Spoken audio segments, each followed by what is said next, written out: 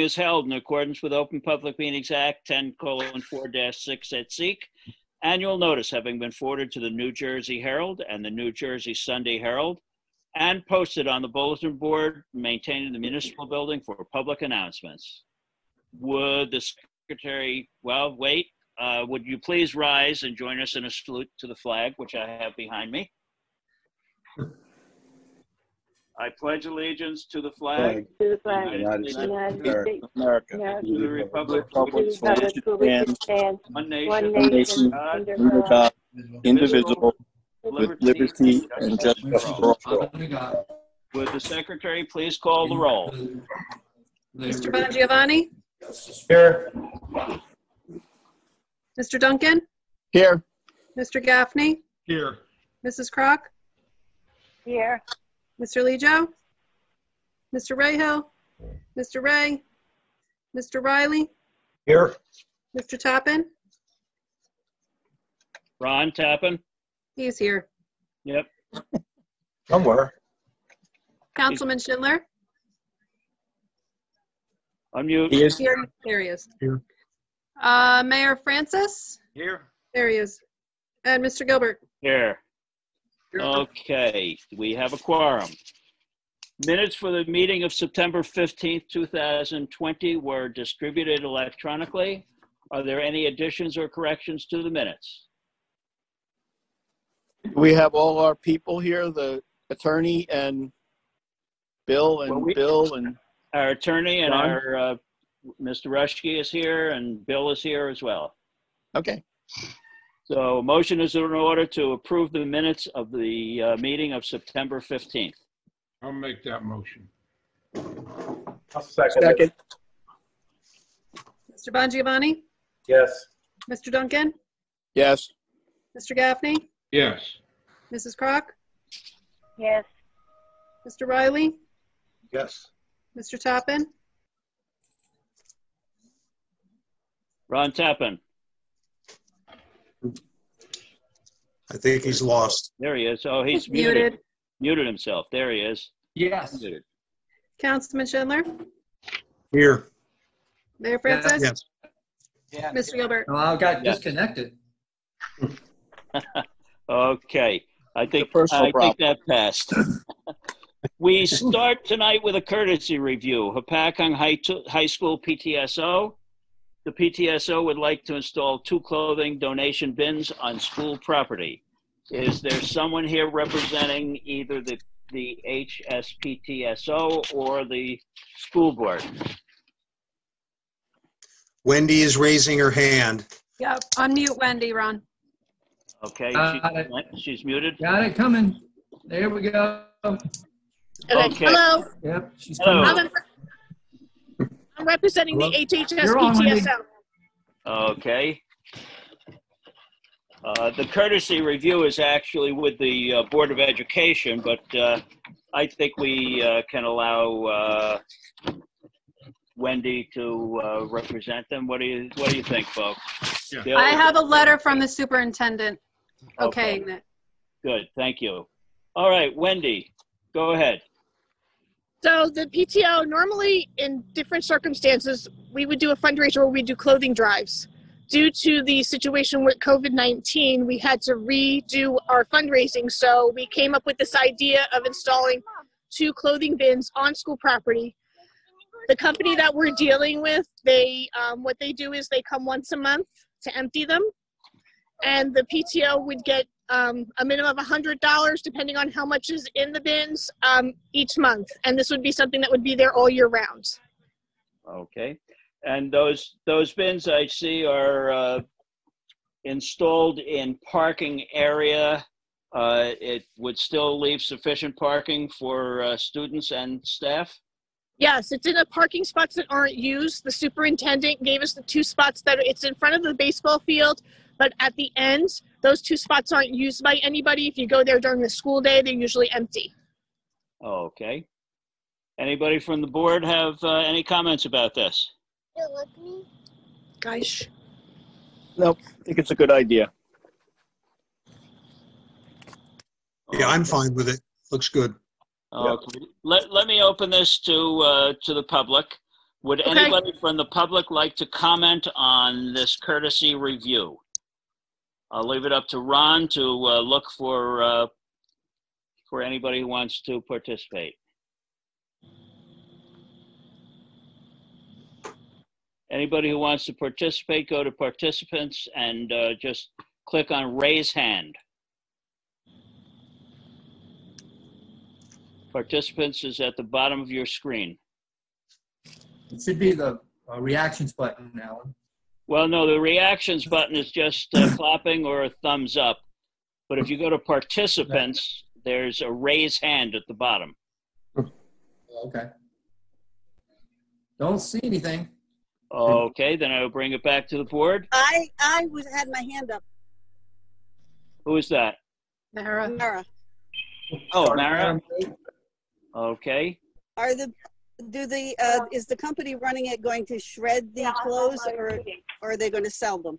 What's up? No, the company that we're using, they donate the clothes to where the is needed. It's not sold. They're Yeah, called but American. They're called American Recycling Program. You can go online and look them up if you have any questions on what they do with their clothes. Well, if they shred them, I think we should tell the public that they shred them. If they don't, Honey, thank be a you. sign But- saying that they donate them. They don't shred them. We don't use Okay. companies that shred the clothes. All the Okay. companies that the PTO has used in the past, we always make sure they don't shred the clothes. Very good. Well, I know the ones that they use at the firehouse and stuff don't shred the clothes. They have a Okay, sign well, up that says they don't. Mara, you got your answer. I said yes, thank you. Okay, thank you very much, Wendy. Anybody else from Thank you. Okay, bring it back to the board. Is there, Bill, we don't need a motion on this, do we? It's just a recommendation that they proceed, that's all. Okay, somebody want to make that motion? A motion to, a motion that we recommend they proceed with this I'll program. make that motion, Mr. Chairman. I'll second it. Okay, Danielle, only enough people who are supposed to vote. It's everybody here. Mr. Bongiovanni, Yes. Mr. Duncan, Yes. Mr. Gaffney, Yes. Mrs. Crock, Yes. Mr. Riley, Yes. Mr. Toppin, Yes. Councilman Schindler, Yes. Mayor Francis, Yes. Mr. Gilbert. Yes. Okay, we now move on to a completeness application. Actually, Alan, can I interrupt for 1 Sure. second? Go ahead. If it's okay with Mr. Gage, I would like to move Mr. Zakella up. Yes. He's, I told him I would try. He's a little elderly, and I told him Yeah. we would try and get him done first. It's okay. Good. Okay. Okay. Then we will take care of Mr. Zakella first, and then we'll go to Mr. Gage's completeness. Wait So- a minute. He's not here anymore. Oh, not. Mr. Zakella, are you here? Hold on. I'm going to try and call him real quick. I'm going to mute myself. Okay, go ahead. Well, while she's muted, I will just announce the application. It is block 30809, lot 24, 150 Bucknell Trail. The applicant would like to build a front deck. Variances being requested are front yard setback and any variances required by the board. So let me get this paper out. There we go. We'll just wait a moment as Danielle tries to get him.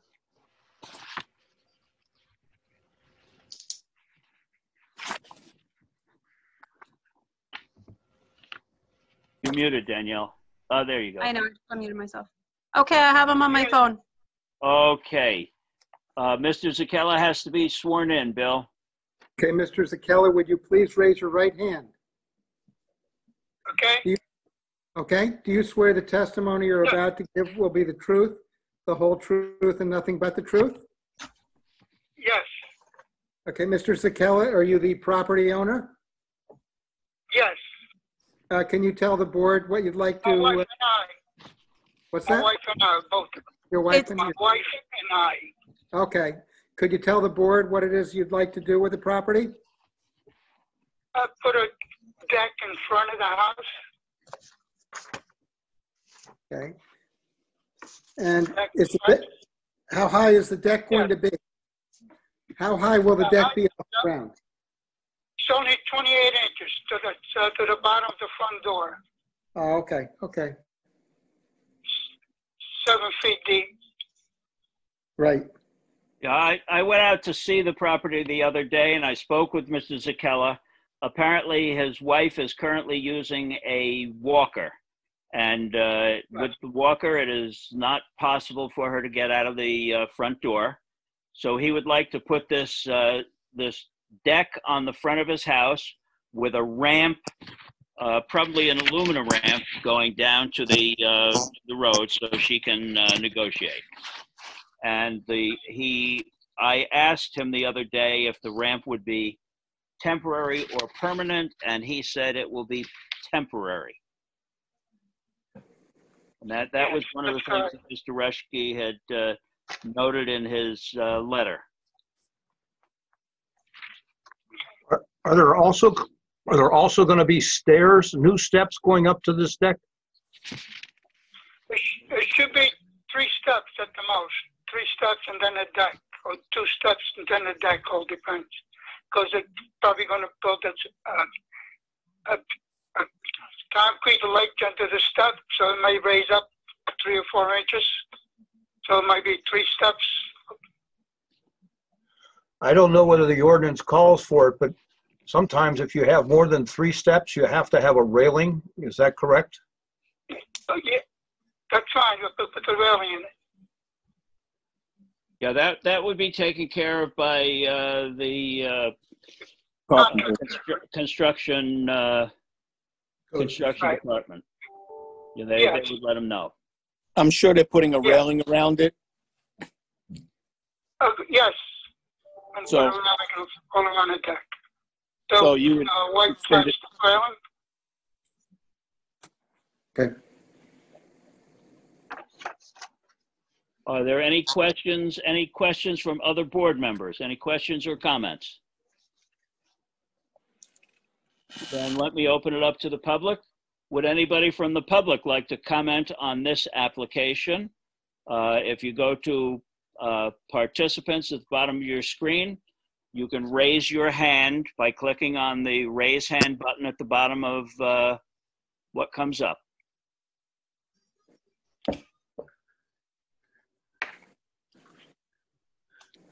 Okay, we do not have anybody from the public who wants to comment. I'll bring it back to the board. Would somebody from the board like to make a motion? I'll make a motion. I'll second. Okay, the motion then is to approve the application. And in the resolution, it would be noted that the steps or Everything meets code. that Yes. everything meets code and that, but also that it would be a temporary, Temporary. Temporary ramp. right. And I don't think we need to put a time limit on the ramp, do you? No. Okay. Alan, should we also say it should include the technical review specifications as well? Because there was 2 that Mr. Ruskey recommended, was the location of the existing septic system as well. So just make sure it meets that as well. Yeah, that's not a problem. The septic is out back Okay. and the deck is in the front. Okay. Yes, correct. We ready? Yes. Mr. Bongiovanni? Yes. Mr. Duncan? Yes. Mr. Gaffney? Yes. Mrs. Crock? Yes. Mr. Riley? Yes. Mr. Toppin? Yes. Councilman Schindler? Yes. Mayor Francis? Yeah. Mr. Gilbert? Yes. Okay, thank you very much, Mr. Zaccarella. Would you want to Thank waive you, the Tom. memorialization? Well, he Mr. doesn't Zakella, have- when are you going to start the work?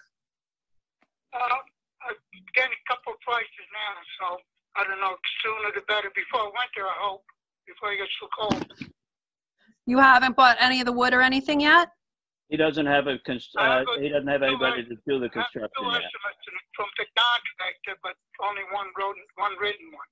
Okay, I don't think he's gonna need the waiver because I I think don't there's gonna think be so. a delay with materials anyway. Right. All right, Mr. Zakella, you're all set.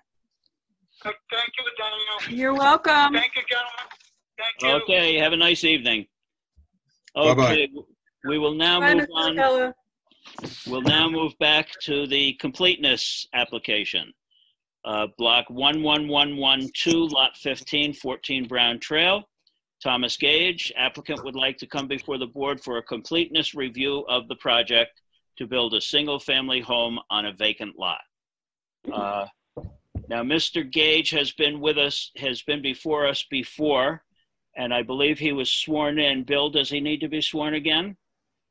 Well, we're just doing completeness now. Let's do completeness and swear him in once we begin the hearing. Okay. Mr. Gage, for your completeness hearing. I just had one question, but I didn't know it was a completeness tonight. I thought it was a regular approval, no? But No, it Let's has, get Mr. we Gage. have to do the completeness first. okay. Okay. So what are we going to start with? Well, you had the letter from Mcdonald. I have one here dated August 26, 2020.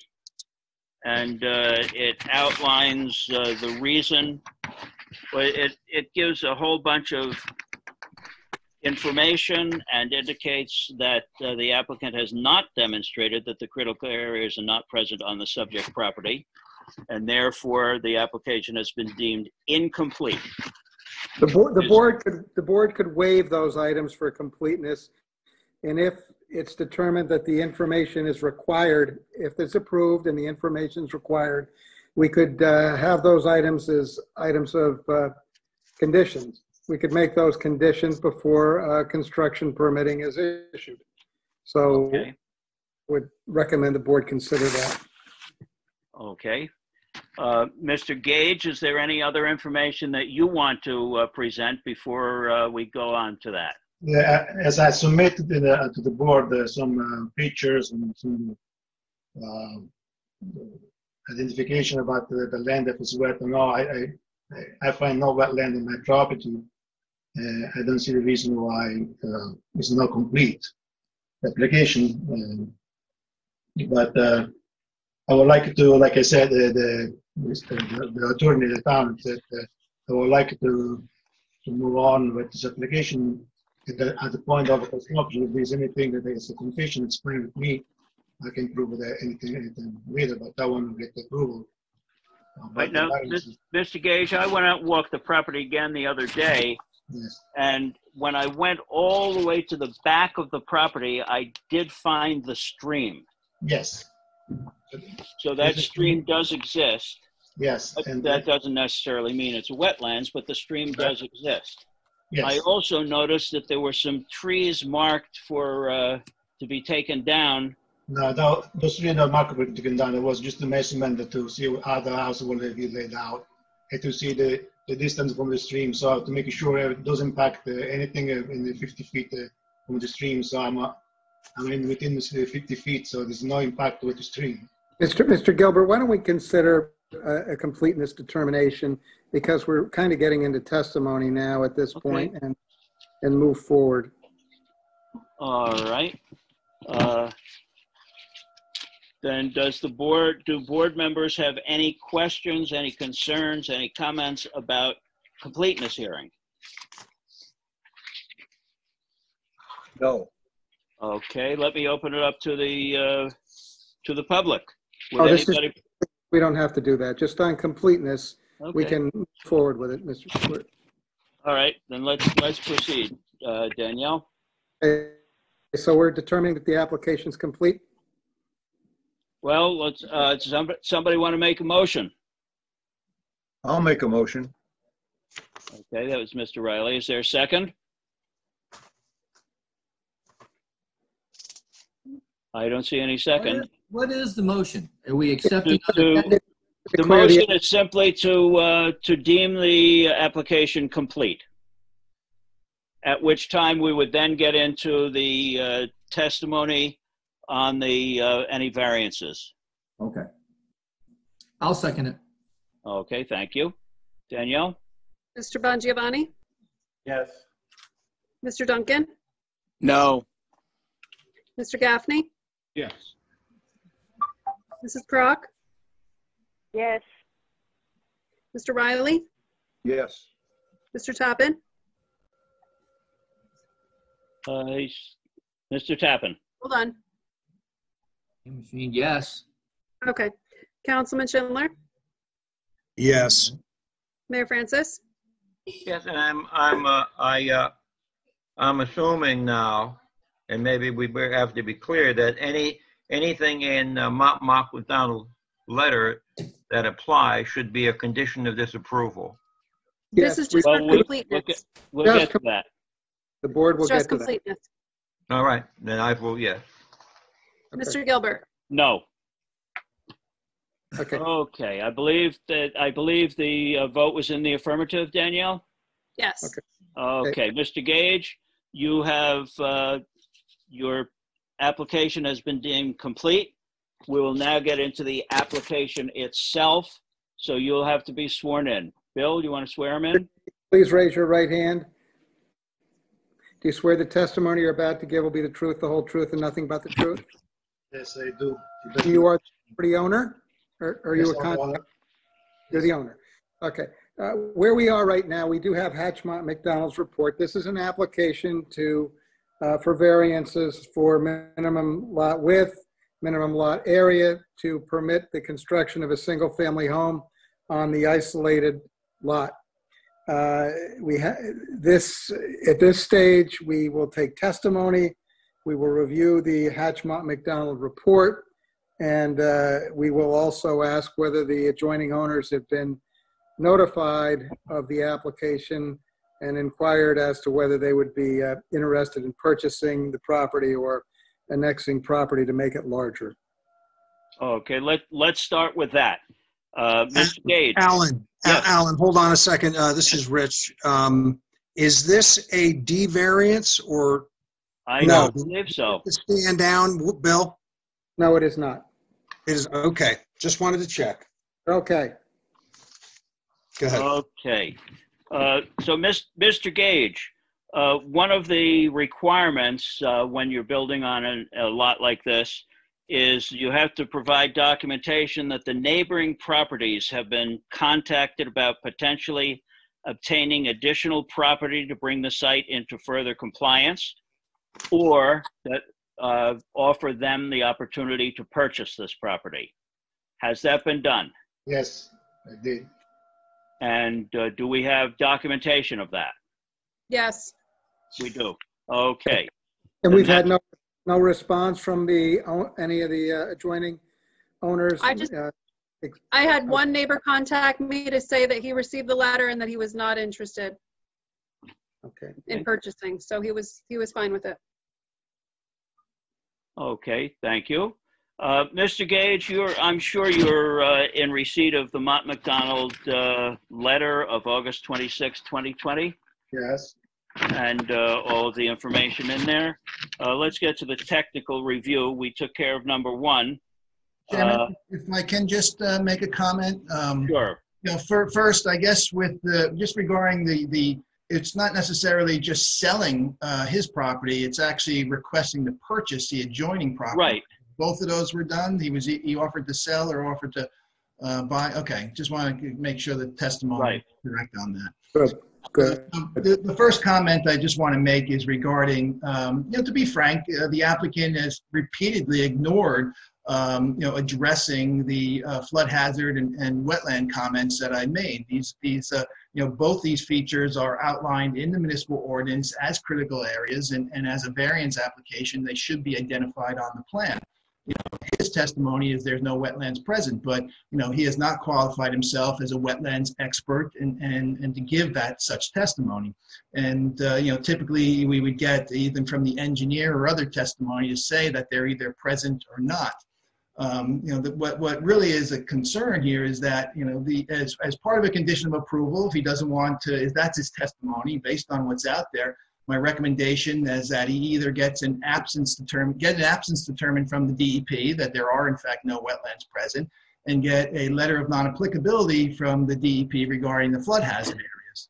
So as those being conditions of approvals, and if he goes and gets those, and in fact there are wetlands and there are issues, and the site plan is modified, he's going to be directed back to the board to address those issues. So just be aware that, you know, if the application proceeds and he does in fact identify wetlands or identify in the future, you know, he's going to have to come back to the board to address those issues, because those are issues that the board should consider in this application. They're defined in the ordinance as critical areas, just like steep slopes. We don't ignore steep slopes and just, you know, late for after the fact. We ask them to define them. And so, you know, those are those two issues regarding wetlands and flood hazard areas.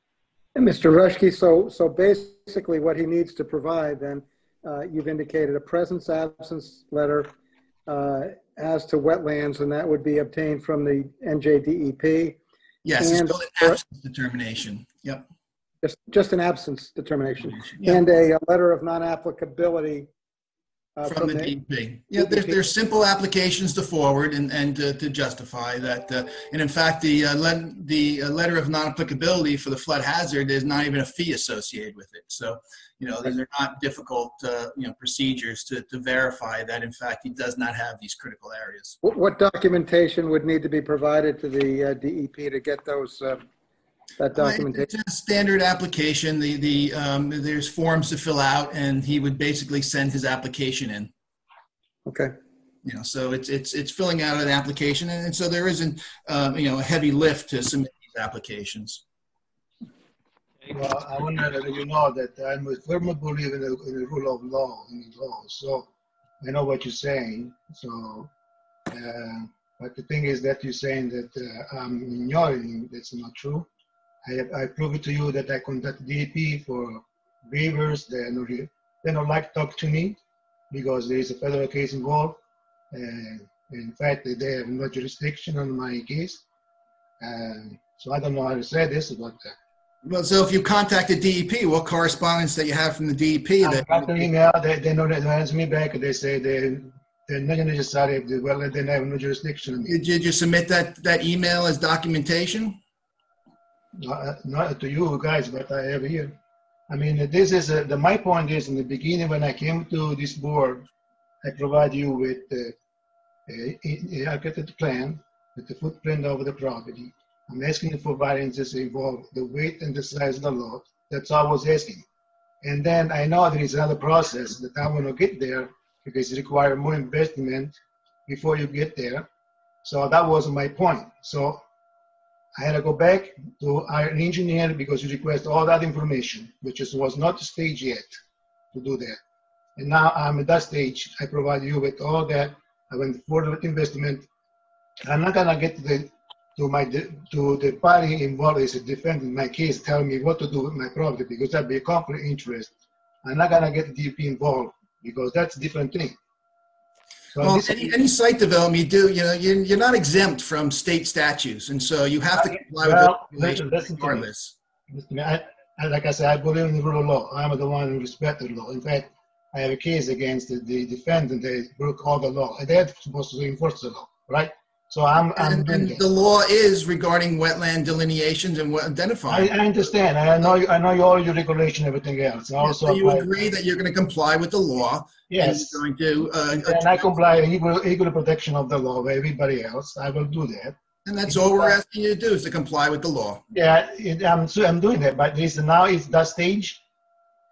No, you're not doing that. You don't address wetlands and flood hazard areas. You do not address state regulated resources with a local municipality. You have to address those. You are the engineer who review the plans. I do not. The township does not have any regulatory authority for wetlands or flood hazard areas. No, I understand that. I'm saying to you, you are an engineer. You are the engineer who review the plans that are submitted, and there's topographic land. It doesn't supersede the state. I cannot say there's wetlands or not. Or exactly. That's my point. Your engineer cannot make that determination. That's what I'm saying. Where is the engineer? I'm going to cut this off. We're not going to get into this this constantly. Mr. Gage, do you have anything to present to us to show us that you have complied with state regulations? Okay, so I submitted my what do you call it? The title insurance of when I bought the property. That's verified that there's no wetland on there. I don't know why I have to go with the wetland. Like I said, the stream is not wetland. The minister is a wetland, so I got all that provided to you. It's logical. It's an illogical. I submit the logical things. No need to have a lawyers. No need to have a.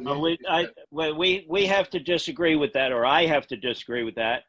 Mr. Rushke, I'm sure, disagrees as well.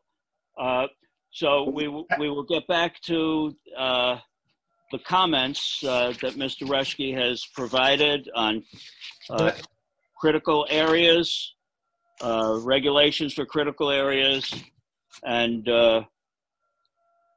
yeah, Chairman, I would just recommend that as condition of approvals, we address those two issues and we move on, because I'm okay with that. I'm okay with that. Conditional, it's okay. Board consider evaluating the appropriateness of the size of the home and the positioning of the home, the driveway, because if we think that that is reasonable and appropriate for this lot, then I think we're down to Mr. Rushke's two comments that have been discussed at length, and those would be conditions of approval. Yeah, okay. I will go. I'm okay with that. I'm okay with that. As long as I know that that's the thing, it's fine with me. No problem. As long as it's not required now to go with the EP, and I don't know.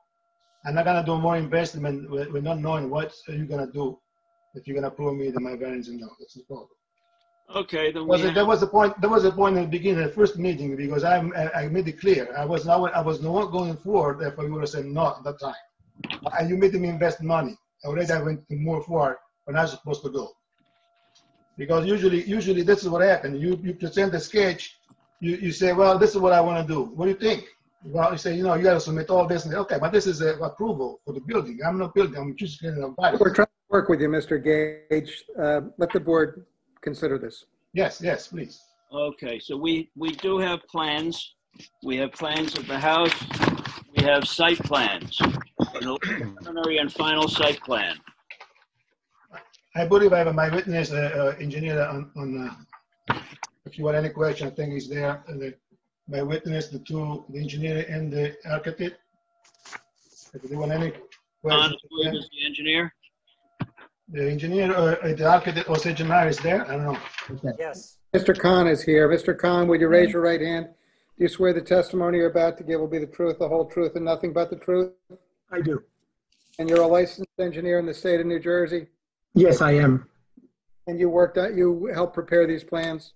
That's correct. Okay. And is there anybody else who's going to be providing testimony? Yes. We have the architect also. The architect? And who is that? Can you hear me? Yes. Yeah. Yes. I'm here.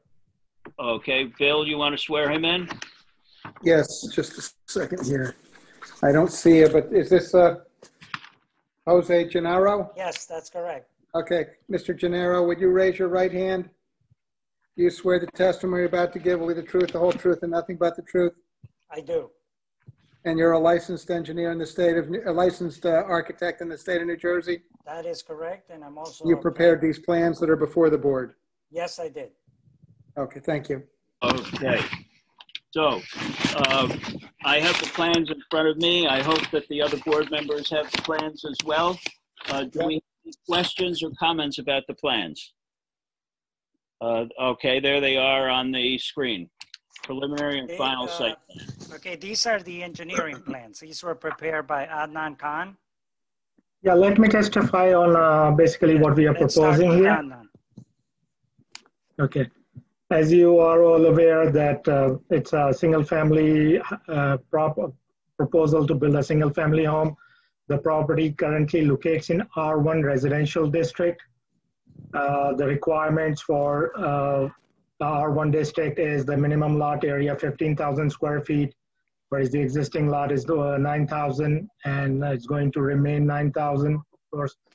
So it's a pre-existing non-conformity, so that's a variance that the applicant is seeking.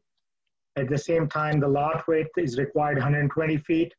The existing and proposed lot width is 60 feet, so it's an undersized lot, and that's another pre-existing non-conformity which requires a variance approval. Besides that, what we are proposing as a single-family home, it meets all the requirements for front yard, backyard, rear yard, side yards, and building coverage and lot coverages. I'm looking at the sheet C-02, which depicts a general layout of how the house will be situated on the property. It's again, it's a two-story single-family dwelling with the two-car garage and a driveway associated with the garage. We did have another sheet which shows the proposed grading, how we are planning to grade the property. Pretty much keeping the grade and the patterns of the grading on site as it exists, and of course, like tweaking a little bit to accommodate the new proposed house. Also, since it's a vacant lot, it doesn't have any structures impervious coverage. We are going to add more impervious coverage to the lot, and we are mitigating any additional impervious coverage by stormwater management, which includes a dry well system, which is also designed, and the calculations were submitted as part of this application for the size and how it's going to operate. And I know like there are continuing discussions about the flood hazard area and wetlands. We, as our scope of work, we only looked at the site in the FEMA flood hazard mapping, and the site is not shown as a flood hazard, having any flood hazard area. However, that doesn't mean that the state studies or state delineation may have a different outcome. But we haven't pursued the state flood hazard applicability determination and environmental and presence as part of this application. So that's pretty much. What will be connected to the sewer system? It is, yes, it is proposed to have new utilities, and let me just. Yeah, the water is provided as there will be a well for water, and then the sewer will be connected to ground well. There is an existing sewer line, it will be connected to the existing sewer. So, Bill, can these plans be submitted as evidence? Yeah, yes, they're submitted with the application, so we don't have to mark them in evidence. Okay, fine. Part of the documentation is supplied with the application. Yes, they are. Okay, does the board have any questions or comments about what was just explained to us? I just got one thing. Can you go back to the site plan? I just want to address one of my comments and just illustrate. Scroll down to the road. Next sheet. Just want to show the spot elevations on the road. Now you can see on the spot elevations the low point of the road, and there's no curb on the road. It's just the low point in the natural topography. This is a low point in the road, and there's stormwater that flows not just from the road, but from adjoining properties onto the road, and ultimately flows onto this property. So have you quantified the amount of water that's flowing onto this property, and how are you going to manage it? No, we have not quantified any off-site water runoff to the property. However, we can provide a curve to, or like the way we can grade the side at the top of the driveway, we can grade it a little bit higher. It has like about an inch and a half above the existing topography of the street in order to mitigate any water coming from the street into the lot. You can't raise your property and just push the water onto someone else's. That's what you're proposing with the curb or raising it. We have, again, this is not what they call I mean, like it's a lot, it's a buildable lot, and it's not supposed to use as a drainage area. So in this condition, we have stormwater that's running onto this property. You can't build the house and then leave this to a homeowner to deal with water coming off the road. Actually, it's not, I mean, if you look at the bridge, this is like 962.5 and it slows down, so the water actually is running on Brown Trail Road. It's the lowest elevation is 962.18 by the driveway. And that's something that can be manageable. Like again, we can, as I said, like an inch or a couple of inches, just because right now, like if you look at the street, the Brown Trail slopes from right to left. No, you stand in front of that piece of property. You look in either direction. The road slopes in both directions to your property.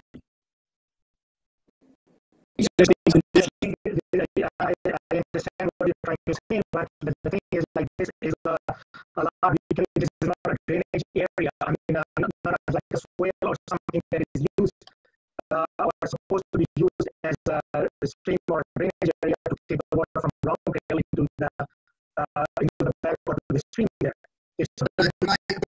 I've in other similar applications where you have a pre-existing condition where you have the natural course of stormwater is low, water flows downhill, and this property is located at the bottom of the hill, and so you have to manage that natural stormwater that's coming onto your property. In other cases, engineers have designed either a pipe or a swale or something to convey that water through your property. That is the natural drainage course.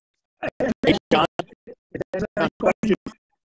Wouldn't that, if you have two colliding slopes and you defer with your property, you just create a pond. It will all just accumulate. It's not going to go anywhere. You cannot just take that water and dump it onto the neighbor. No, we can do that. I'm not taking the water and dumping on the neighbor. We can do that.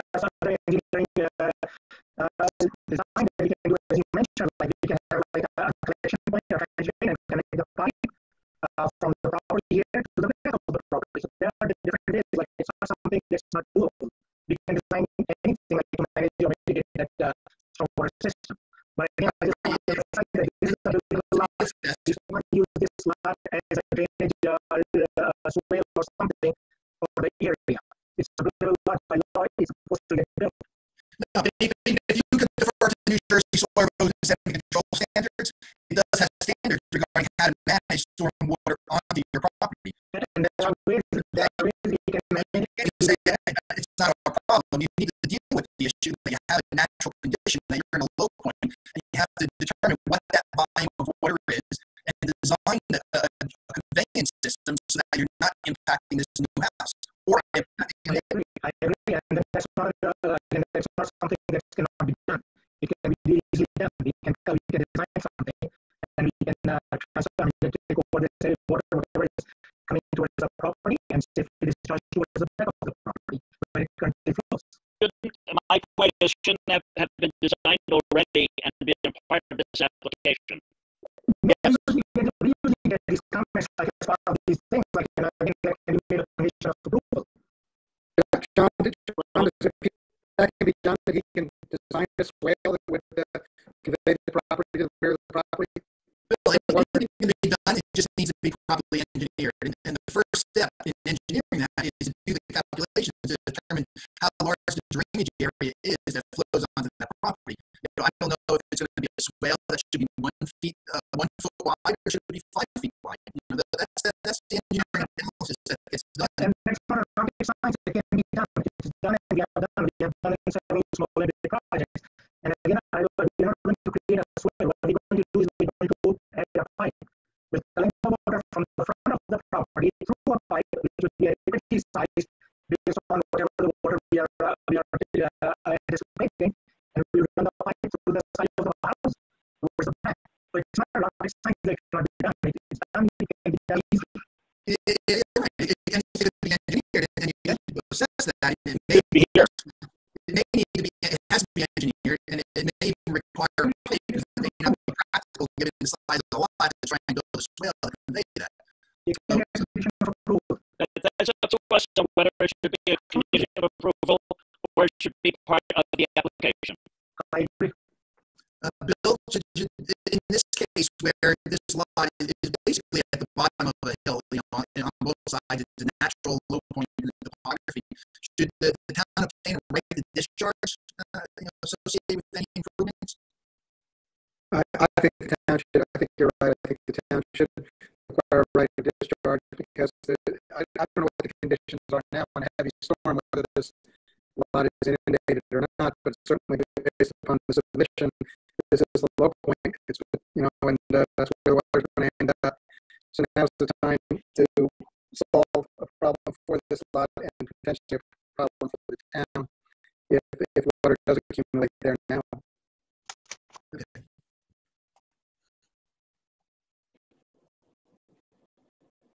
I just wanted to jump on that one comment because the site plan was up. But all the back to the water issue on the site. Correct. And just regarding stormwater, the applicant he stated that calculations were submitted. However, I didn't receive the calculations. They need to be resubmitted. Engineer on the line? Yeah, hold on. There's somebody else that's raising their hand here. Hold on. Management report. Hold on. Here we go. What's that? I don't know. They got their hands raised. I don't know if it's public or a civil engineer. Hold on.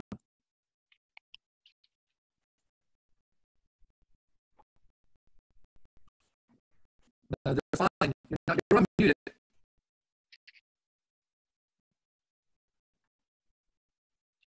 Who are we looking at, Ron?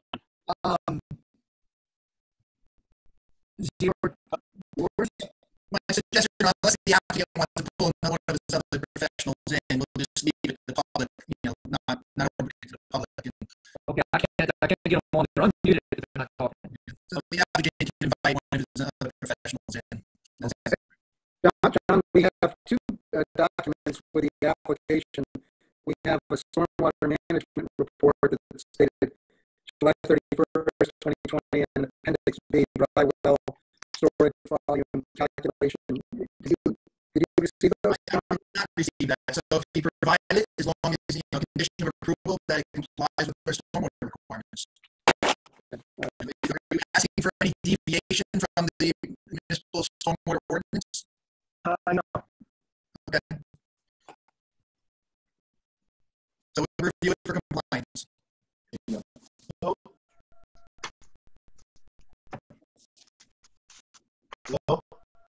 Okay. Who is that? It's me. Yes, just for the record, I want to make sure. It's my understanding that John is suggesting that the town is dumping water in my property with the road. No. Okay, so why are you saying that the water running from the road is on my property? Oh, it is. Yeah.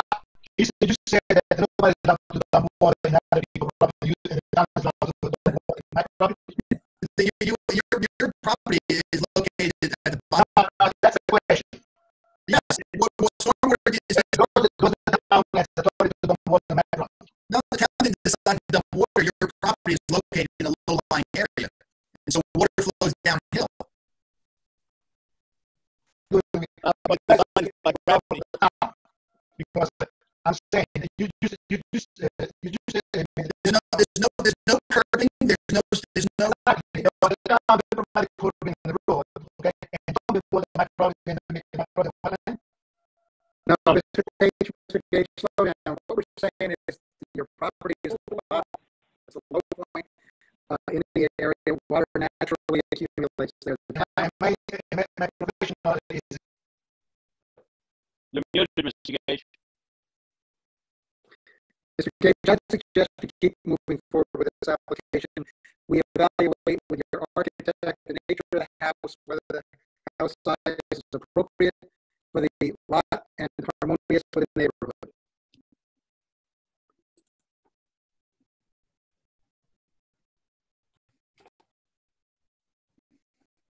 Okay. Right. I'm just go through the remaining of my comments and just I can proceed with the remaining. Yep. Yes. Okay. So I did identify the lot grading plan. that you should provide a landscaping plan identifying any trees that are going to be removed within 50 feet of the stream, which is in the back. And he should provide, identify all trees of 6 inches in diameter. That's required by ordinance. The plan shows that there's no substantial grading proposed as part of the proposed plan. So the plan should identify that all fill material is going to be removed from the property, because we prepare a lot of grading plans so that properties are developed, they don't impact the neighbor's property. So if they decide that they want to change it on the fly, they can't do that. They need to comply with the approved plans. So all excavated material has to be disposed of off-site. Stormwater calculations were submitted, but I did not receive them. I will review them as part of the condition of approval of the board. John, they were in your packet that I mailed last week. Did it not make it to you? It didn't make it to me yet. Yeah. I can email it to you. I can share my screen. I have it on my screen right now. Yeah, it takes time. Or I can email it to you tomorrow. Email it to me tomorrow. Yeah, sometimes, unfortunately, it always seems that I get the packet the day after the meeting. So I tried to mail them early too because I knew this was a big one. So I tried to get yours and bills out as quick as I could. Understood. Where sewer connections would be secured. Because this is a variance application and the condition of approval, a soil erosion and control certification must be obtained from Sussex County Soil Conservation District, and a road opening permit would be required for all the utilities and any impacts to the road.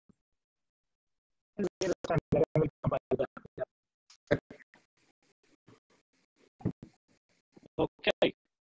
Any comments or questions from the board? Okay, then I will open it up to the public. Would anybody from the public like to comment on this application? Anybody at all?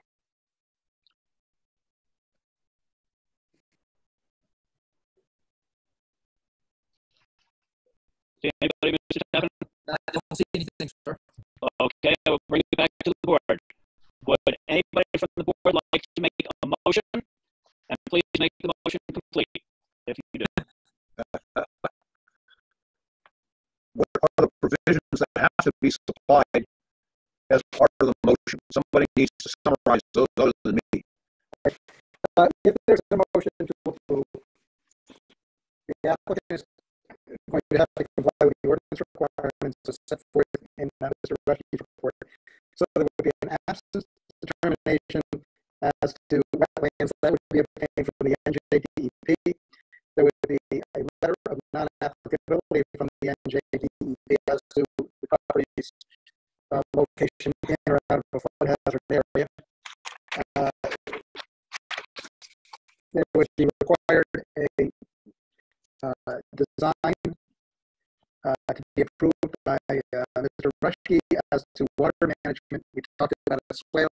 There is, Mr. Rushke hasn't had a chance to review it yet. The stormwater management report was submitted and a dry well storage volume calculation. So those would have to be reviewed for adequacy in addressing stormwater onto the site. There would be a requirement to comply with the stormwater ordinance and the terms and conditions in Mr. Rushke's report, which he just reviewed a few minutes ago. There also is some discussion if there is a swale to be established from the road or a pipe to be established from the road to the rear of the property, that there would be a right of discharge for the borough to confirm that the borough would have a right to discharge into that conveyance system. So, real quick, John, is that automatic? Is that conveyance automatic, or is that dependent on DEP approval? It's a good point. He hasn't identified, or in my opinion, has not confirmed if wetlands are present or absent. And so, if he is going to be constructing a swale that's going to extend into a wetlands buffer, it would be regulated by DEP. He's not going to have to. So that's not automatic for us. I mean, that's up to them. No, so that would be a first step, I would think, is those DEP applications. But the municipal land use law does allow an applicant to come before the board and make an application subject to other approvals, including DEP approval. So there's nothing wrong with the way the applicant is now. It would be, the engineer testified that he was not retained by the applicant to provide comments on either the wetlands or flood hazard areas. Would it be appropriate to get that testimony as part of not necessarily requiring a DEP approval or disapproval, but get that testimony on But ultimately, don't we want then? Can't he solve the issue through the DEP approvals? But he does not want to pursue that until he gets the local approval. So if he wants to extend that right of getting a conditional approval, should the board have testimony from a professional for regarding the wetlands and flood hazard areas?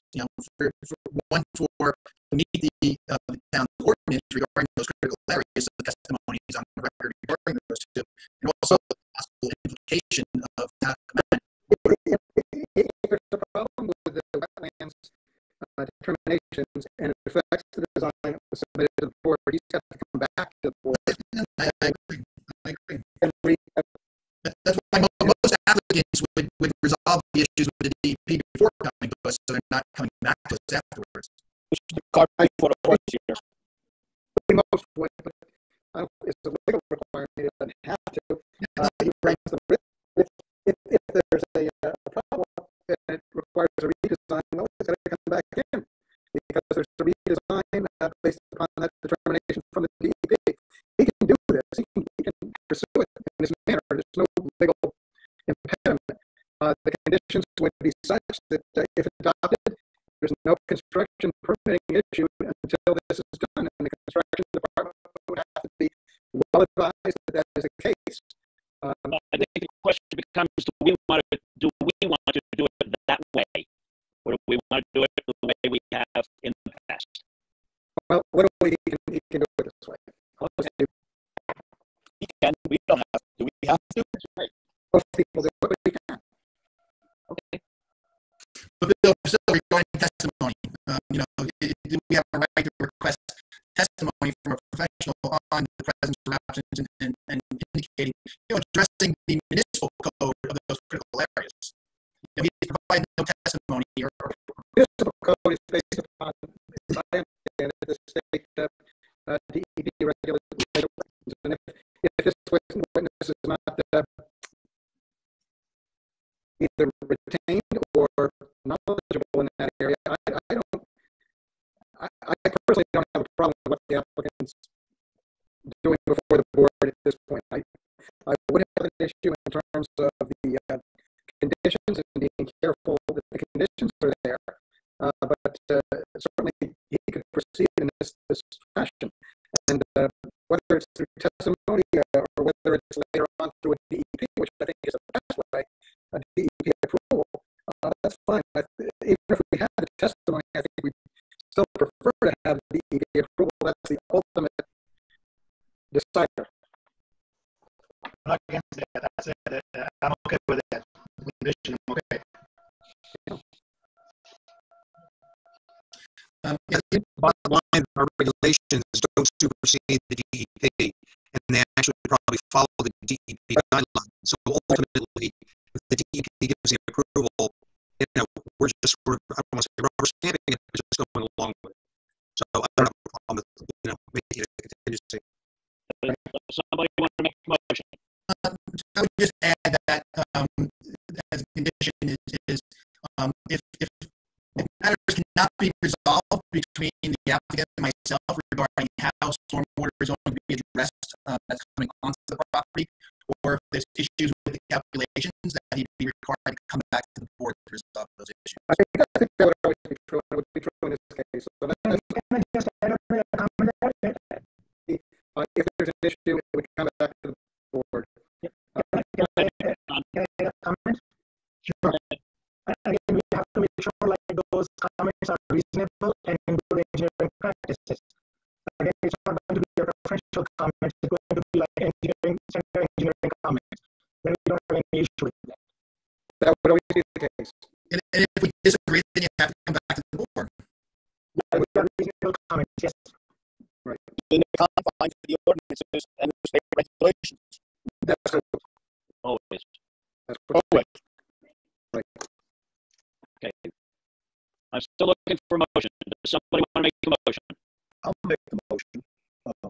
With all the provisos, the whole thing has to do with water. Right. The main problem with water is water, whether it's wetlands or whether it's drainage.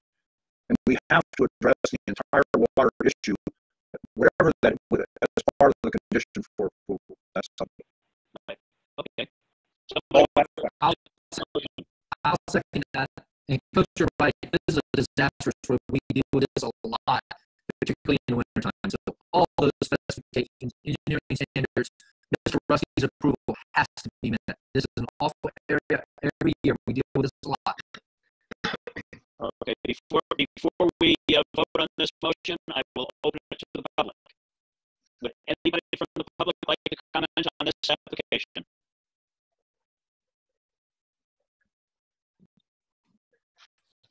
Seeing none, I'll bring it back to Wait. You have somebody run? Nope. Okay, I'll bring it back to the board. Danielle, please. Mr. Bongiovanni? Yes. Mr. Duncan? No. Mr. Gaffney? Mark, can't hear you. Mark? Yes. Mrs. Crock? Yes.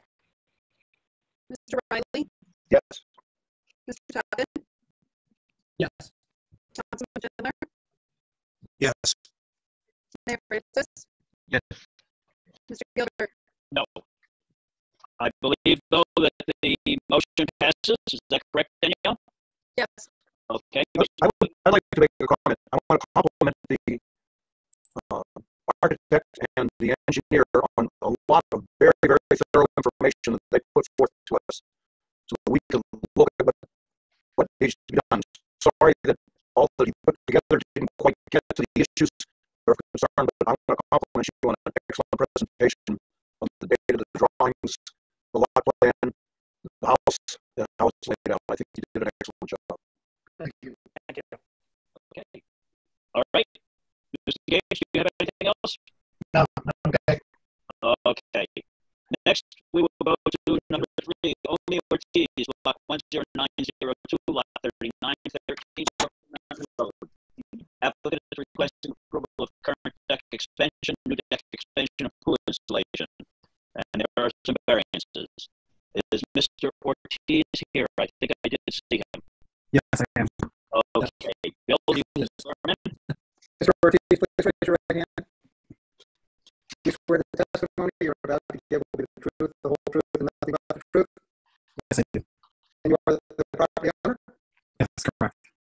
Okay. Could you tell us Mr. Ortiz, are you in receipt of the letter from Mcdonald dated July 13, 2020? I am, yes. Okay. The completeness, the application has been determined to be complete.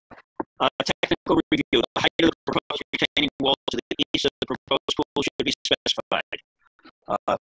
Can you meet that requirement, sir? Yes, I can. And will it be higher than 4 feet? No, it will not. Okay. And concrete block building on the rear property line needs to be clarified.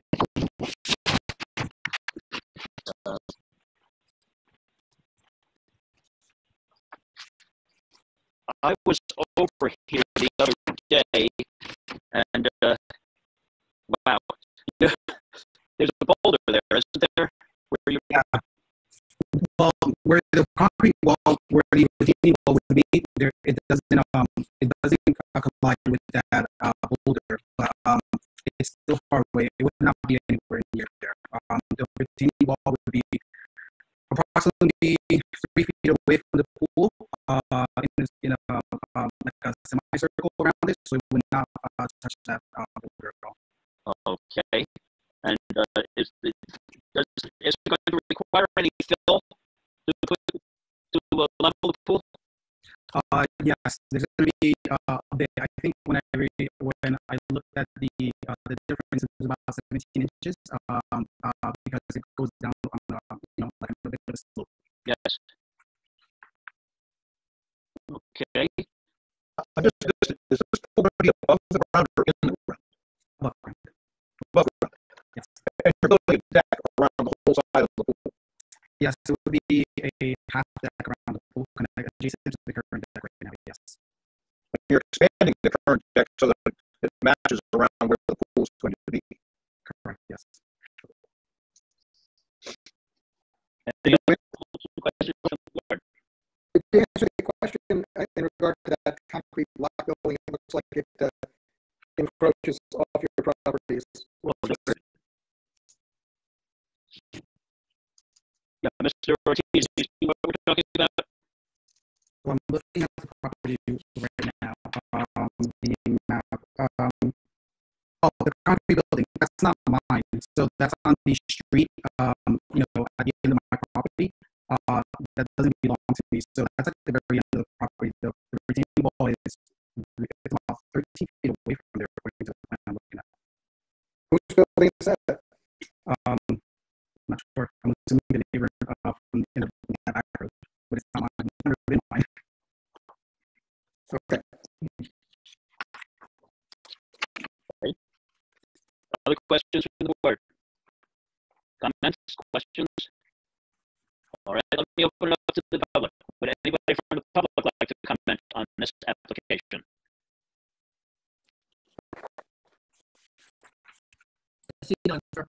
Okay, I'll bring it back to the board. Would somebody like to make a motion? I make a motion that we accept it as a complete application. No, this is not complete. This is a variance application. For approval. Want to do that, Ron? Yeah. I was seeing it was complete, but yeah. Okay, is there a second? Okay. Daniel? Yes.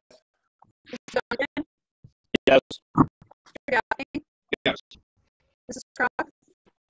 Yes. Mr. Riley? Yes. Mr. Chapman? Yes.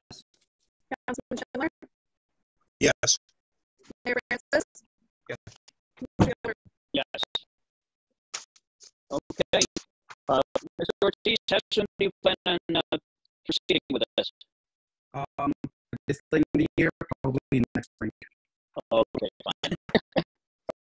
I do have a question before we leave this application completely. This is a question for Mr. Rushke. If he's going to raise this 17 inches, does that create any problem? To raise, the difference between the low point and the high point is about 17 inches for a pool. You're saying that the pool surface itself, or what's the bottom of the pool? Yeah. I guess he's going to work it out with the manufacturer. Yeah. Okay. All right, Mr. Ortiz, I just want to give you some direction there. Thank you. I appreciate that. Thank you very much. I really appreciate it. Okay, thank you very much.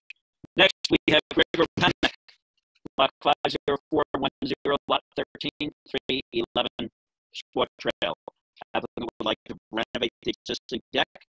Variances are being requested. Mr. Panic, are you here? Yes. Yes. Bill, do you want to swear him in? And Can you please raise your right hand? Do you swear the testimony you're about to give will be the truth, the whole truth, and nothing but the truth? Mr. Panic? Yes. Yes. Okay. And you are the property owner? Yes. is anybody else going to be providing testimony? Will anybody else be providing testimony, Mr. Panic? No. No, okay. Then we can proceed. Mr. Panic, are you in receipt of Mr. Rushke's letter of August 18, 2020?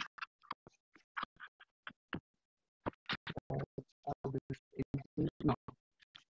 No? Got it. Submit it. Oh yeah, engineering? Yes. Yes. Yes, I do. Yes.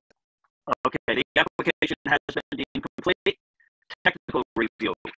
Number one, given the site location on site loads, like Hopatcong, we need flood hazard area, et cetera, permitted by rule number 10. That's not a problem, is it, sir?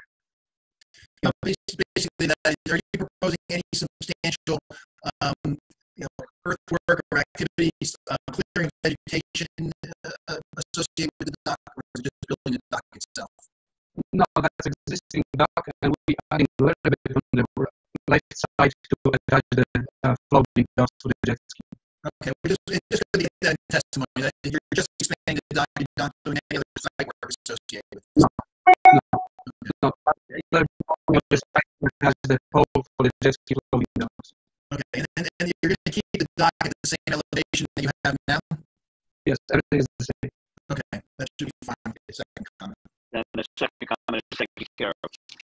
Okay, I'm looking at the application. The only thing I have a question about is the 3 foot 4 inch portion where a 4 inch would be required.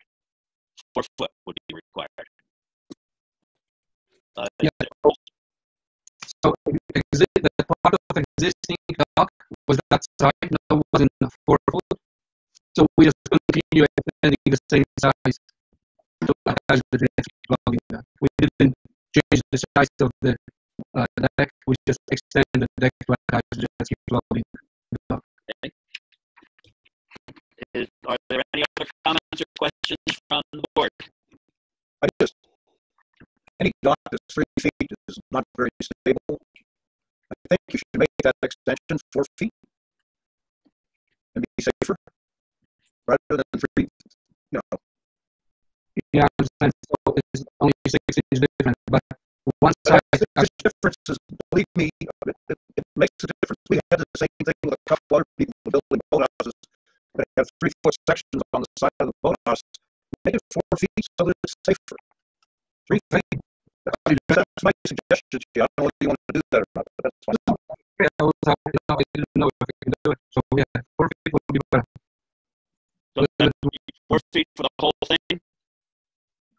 You know, that little part of the, if you look at the drawing, yeah, there's like on the right side, I mean, the what you're looking from the drawing on the left side, yes. The little part which is adding, it will be, it's 3.4 or 3.6, we had the 4 foot. So the long part going across the our property. Right, so that would be a length of 23 feet. Yeah. Yes. Yes. Okay. Is that going to be a floating dock, or you're sinking pilings to support that? So this dock is actually, it's sitting on the top line, it shows the water, but actually there is a rocks. It will be sitting on the rocks. Okay, so it would be anchored. It's not going to be a floating dock. It's going to be permanent. Yeah, the floating dock will be attached to the deck and sitting on the and support from the bottom of the lake on the rocks. So the 4 inches, the 4 feet by 23 is on the rock, but the floating dock is out beyond that. Yes, yes. Okay. Right, and changing the 4 feet changes basically all of the dimensions on there, which you don't have to get into, but when you just mentioned that they have to be changed. So right now, 3.6 will be 4 feet. Yeah. If I may, the dock has already been constructed. And the other issue I'm thinking is you're thinking about putting the jet ski floating docks over on the left side. Yes. That narrow section. Basically, that kind of scenario is okay being attached to a fixed dock that's legally has the legal setbacks. I would we haven't discussed that before, but I would think that if we're going to put the jet ski floats over that side, that would equal up to be a second dock on the property, so it would be an additional variance that would be required. Bill, are you saying that we've got a dock that projects into the lake 23 feet, it looks like 25 feet? Will there be another dock projecting into the lake, or is that just that dock moved over to the left? Well, I mean, what we see in the drawing exists there. It exists. And if I'm understanding the testimony, I think over to the left side of the property, is that where you're going to be putting the jet ski floats? No, it's going to be attached to the deck. I mean, right up against the dock? Yes. Okay. Yeah, it's going to be attached to the dock. Sorry, then let me take back what I just said. All right, then. Now, will it be possible for you to expand that section from 3.6 or 3.4 to 4 feet? Yes. There. So yes. That's not the issue. Okay. All right. Let me open this up to the public. Unless, well, first, anybody from the board have other questions or comments? And I'll open to the public. That shed that's shown that bisects the property line. Whose shed is that? Is that your shed? There was the old wooden, the old metal shed when we bought the property. The shed was removed by the owner, original owner. So the shed that's shown on the survey is no longer there. Yes. Okay. There was a very old and bad condition plastic metal shed. And owner removed his stuff. He took it. We bought this property 18 months ago. Okay. Okay. Would anybody from the public like to comment on this application or ask questions?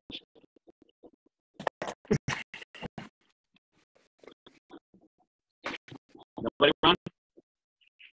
See you, sir. Okay, seeing none, I will bring it back to the board. Would somebody from the board like to make a motion? I'll make a motion to approve. Okay. Is there a second? Second. I'll second. Thank you. Danielle? Mr. Giovanni?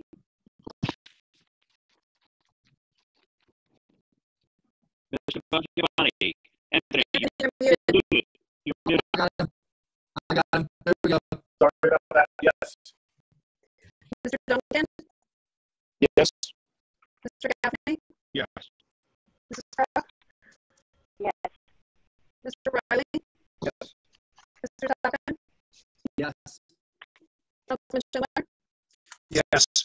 Mayor Francis? Yes. Mr. Gilbert? Yes. Okay, Mr. Panic. I would suggest you go in and, well, he's got to, if it's already built, he doesn't have building permits. Is that correct? No, correct. That's correct. So you might want to request a waiver of memorialization so that you can go in and get permits. Want to do that, Mr. Panic? Yes, yes. Okay, somebody want to make a motion?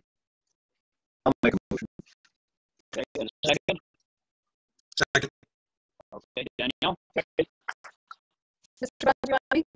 Yes. Mr. Duncan? Yes. Mr. Gaffney? Yes. Mrs. Croft? Yes. Mr. Riley? Yes. Mr. Tucker? Yes. Councilman Schindler? Yes. Mayor Francis? Yes. Mr. Gilbert? Yes. Okay, thank you, Mr. Panic, for attending. You can go in anytime and get the building permits, and I believe the only thing you have to do is expand that portion of the dock from 3.4 or 3.6 out to 4 feet. Okay.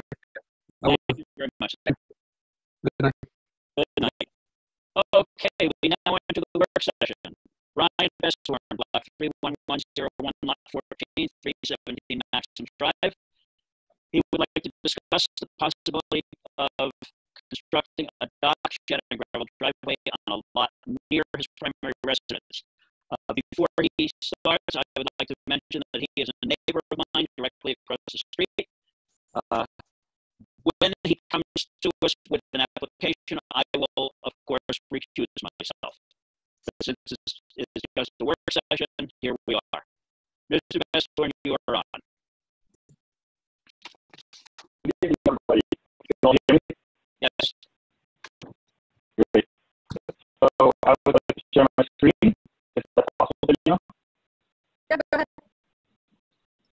Great. Thank you.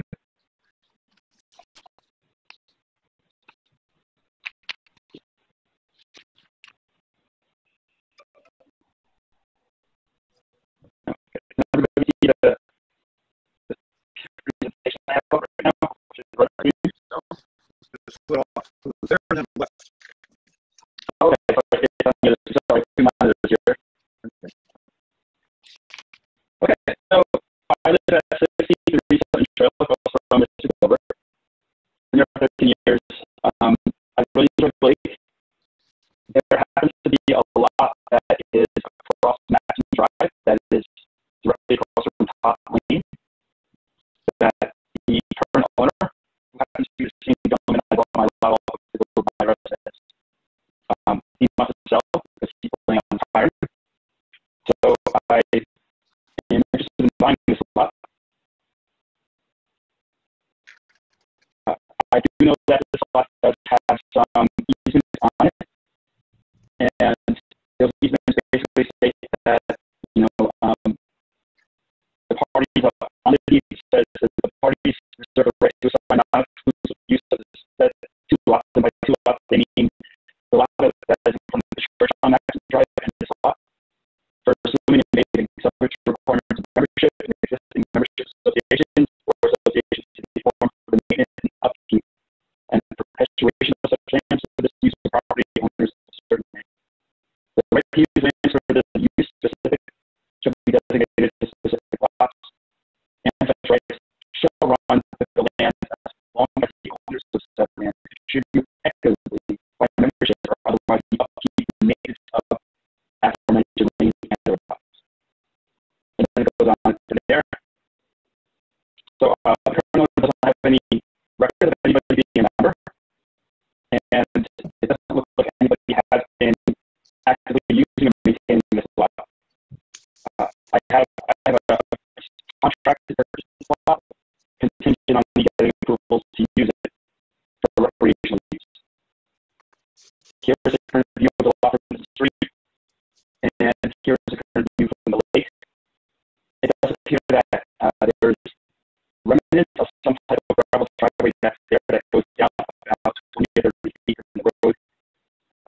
It's obviously a weak now, but and from the lake, it looks like nobody has been trimming the trees, so that they're a little bit overgrown there. So what I would like to do is clean up the lot.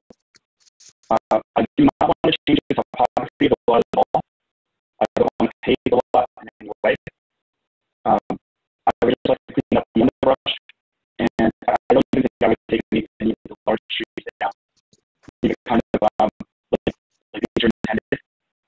I would put a new layer of gravel and create a parking area of the same size as the one that is currently there for before.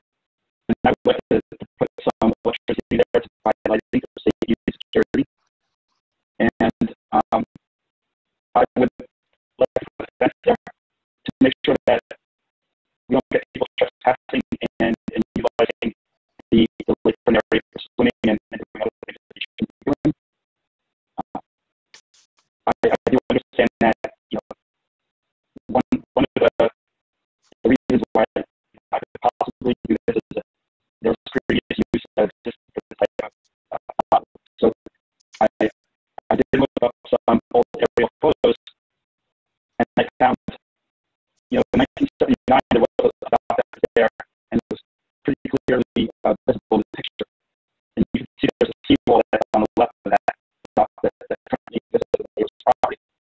And in 1956, you can see the dock was there, and the seawall wasn't there at the time. So since the 70s and like the neighbor on the right has built a dock, and this dock looks like it's been there for at least 30 or 40 years.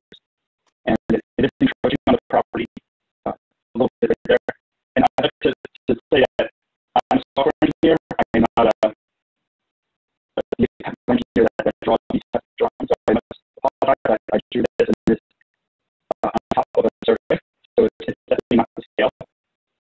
But I'm trying to show you my ideas of what I would like to do. So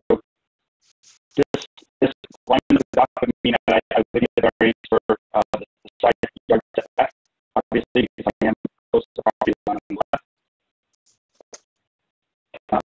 The next alignment would be originally where the dock was back in the 50s before it was demolished.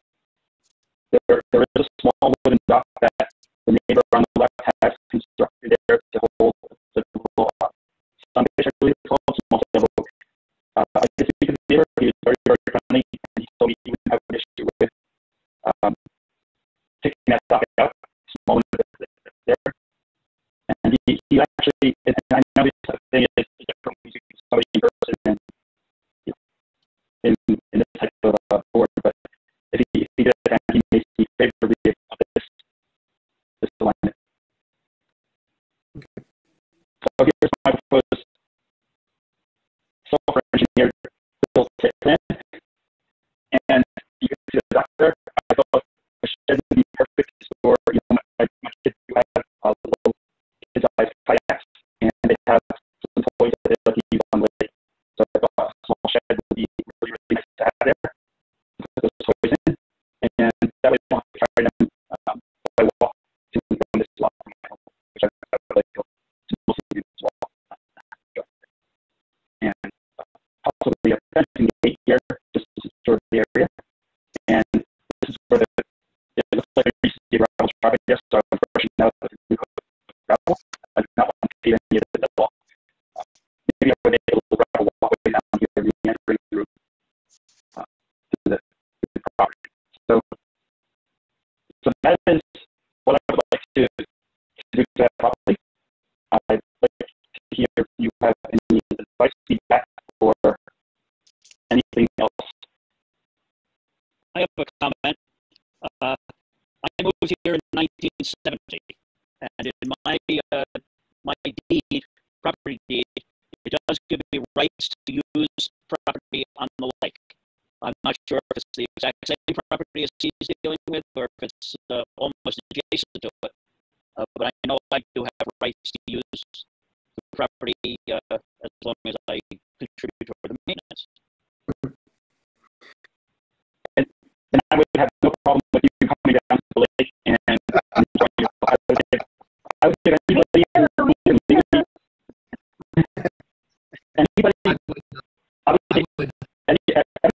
parking now. Yeah, this is a use variance because you won't have a house on the lot, needless to say. And typically the board would consider a requirement that it be joined effectively to your home, so that it isn't conveyed independently of that. You do have that provision in the deed, which may cause some concern to your title people when they're reviewing this. You'd be putting improvements and spending some money on this property. Conceivably, I suppose, unlikely, but conceivably somebody just come in and say, well, wait a minute, I should have access there because it's in my deed. So you do run that risk. But if you come in before the board, I would expect the board may say, well, yeah, we don't want to create this totally independent of any other property, so it would be tied to your residence. And I do know that Mr. Bestorn has done considerable research to find out what that deed restriction is, and really he's not been able to find much of anything. I would highly suggest that based on my minimal experience in the Lake of Hopatcong, I would highly suggest you get a very thorough title research on this piece of property before you do anything. Who's been paying taxes on this property? Anyone? So what I found was Designer Homes New Jersey has not paid their taxes for the past few years,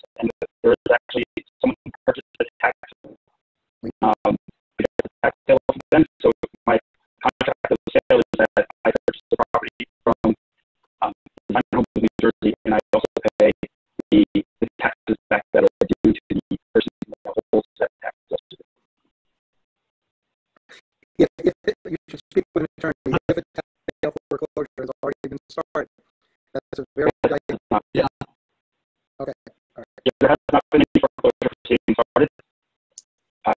And if somebody did prove to me legally that they had access to the lake for swimming and bathing, I would not have an issue giving them a key to the gate and letting them use the property for swimming and bathing. As long as they did contribute effectively, obviously there would be some insurance that would be on the property to protect myself and others, and obviously clean and things happen. That would be outside the board's involvement. So then we don't know if we really own this property.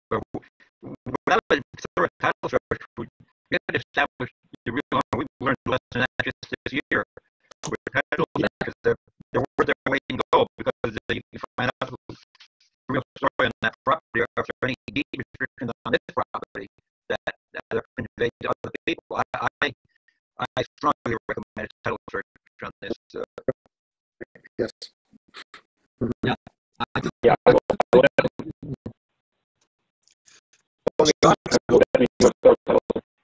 So to really bring it back to what we're here for today, besides the title search, because that's between him and his attorneys and the seller. The real thing is, do we want to give him a direction that we're going to be okay with doing this as a basically not having a primary structure? Okay. I don't agree, Rich. I'm making a decision on a block and lot that we're not just quite sure what the stipulations are on it, and I don't know. You know, it would be that we can make a decision or recommendation, and based on the title search, we could make it null and void. What do you think, Bill?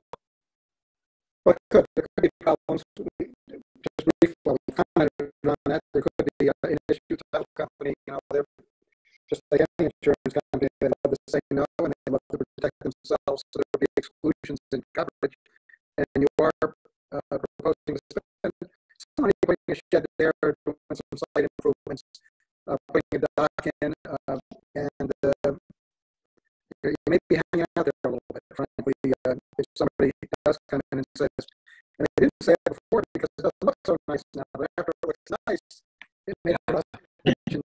Some people would say, boy, I could use that now. And, I think title search protects the applicant. It really does. I mean, we can.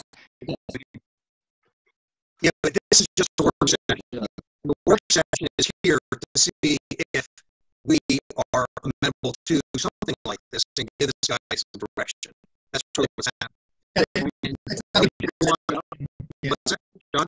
It's just the board's, the concept is just to give some initial concerns or issues or how you feel. It's not to give, an indication of an approval or denial. It's really just identifying, what concerns the board might have and what he should address.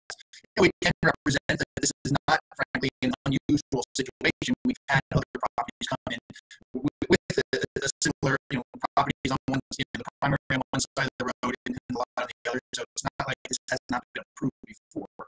So we can represent that. And Bill made the point that they're usually tied together, and so we have had this before, and certainly this is going to require any DEP approvals because you're clearing vegetation within 150 feet of the lake, so you have to deal with DEP and make sure you fall under either one of their permits or a permit by rule.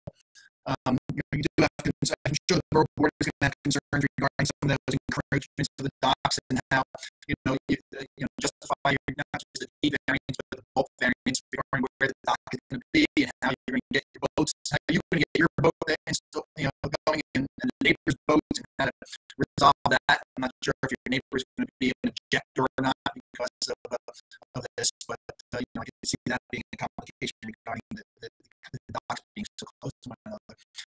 From an engineering standpoint, you generally represented that you're not doing much clearing or anything. The only thing that you walk a lot, and did you see any streams that are located in the lot? Because it does look like a substantial amount of water is coming off of Madison Drive and is going towards this property. Yeah, I did walk a lot, and I did not see any indication of the stream at all. Okay, it looks like it's going, you look at Google Maps, and I think that I'm looking at the right property, but it looks like some very substantial ruts that are right next to that utility pole that's shown on your plan. And it looks really ripping through there. Yeah, if that was the case, I could see there's a spot where the gravel is, and I would park there if I did have to drive there, and I wouldn't change the water. I would just overall remain at it. And the gravel, you know, if you don't close before, if it rains before you close, get out there and take a look at it, because it looks like there's water going through in that area. Make sure that you don't want to put the building, in fact, in the middle of the stream road where it comes from. Well, it says this is a free exchange of ideas, that nothing is binding on the board or yourself for that matter. I haven't heard anything from any of the board members that says, gee, this is a terrible idea.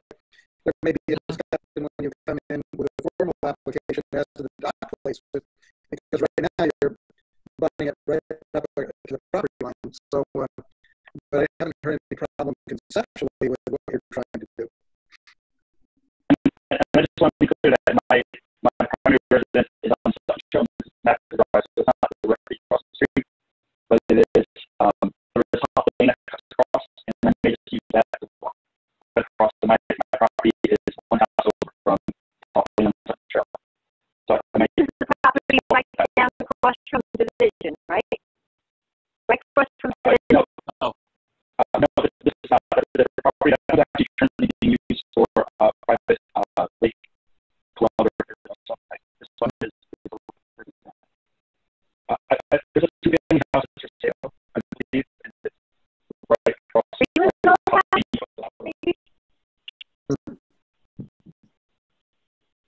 I'm not sure. You know, I think that, you know, I think the fact that, you know, the questions are going to come up in the board, you know, do you anticipate having a portage on or something like that on the property, because there's been things like that, and those are things that the board would frown upon, and things like that. Yeah, I've been using a lot strictly for you know, swimming and going for my boat. I don't even anticipate hanging out there or anything like that.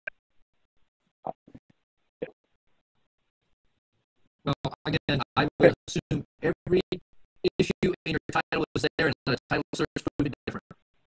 Yes. Okay. I'm not too familiar if I need actually title insurance for this or not. Because I am paying tax for this property. Stick with an attorney. Yep.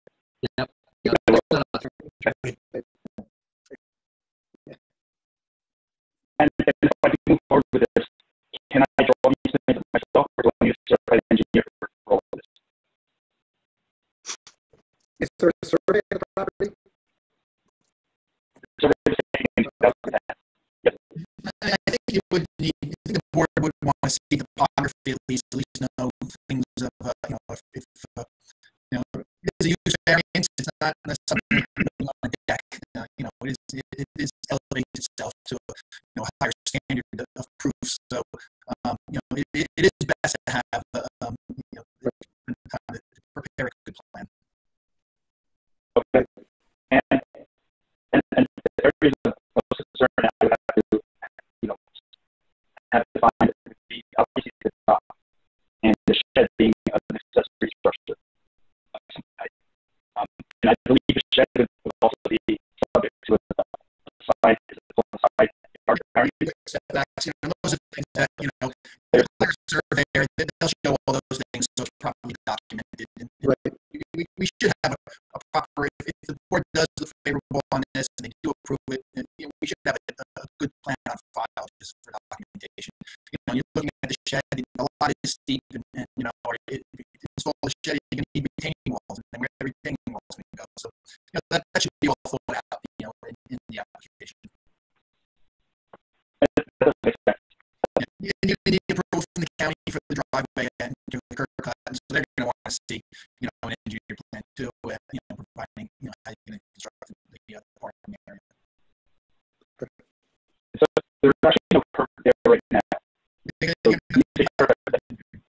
but you're changing everything that's going on with the property. So what you start doing is not natural anymore. So that changes the whole complexion, and so when you put the parking area there, that's going to tell the county that's access to the county road. So, you got to be prepared to address that. You're going to have to talk, you're going to be putting cars there, you got to talk about site distance, site triangle. It's just not as simple as laying down some gravel. This is the county road, so you have to be aware that that changes everything, and they'll want to look at it to see what you're doing too in that respect. Okay, that does make sense. Thank you. Okay.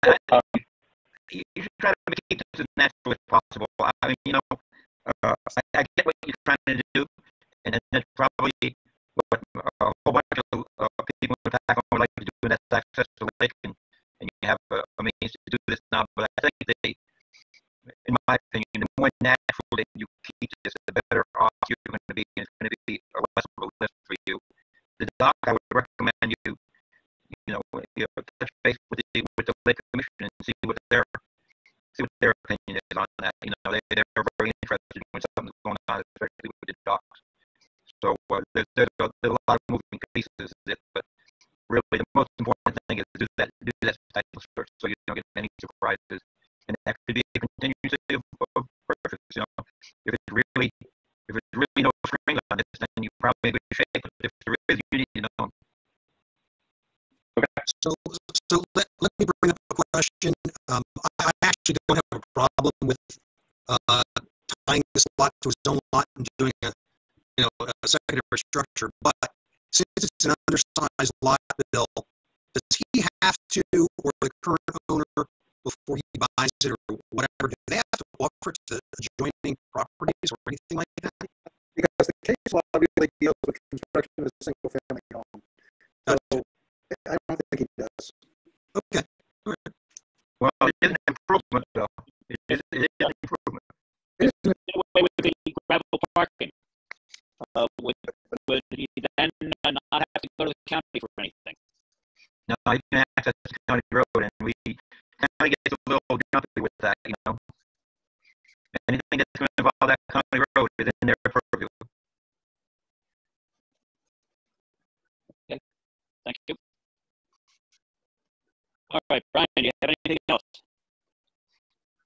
No, I really do appreciate you all giving me your advice, and I know you have a long meeting for this, so I won't take any more of your time. Oh, thank you very much. Good luck. Good luck with it. Yeah, good luck. I appreciate that. I know it's a challenge, but I'm up for a challenge, and I'm in no rush, so.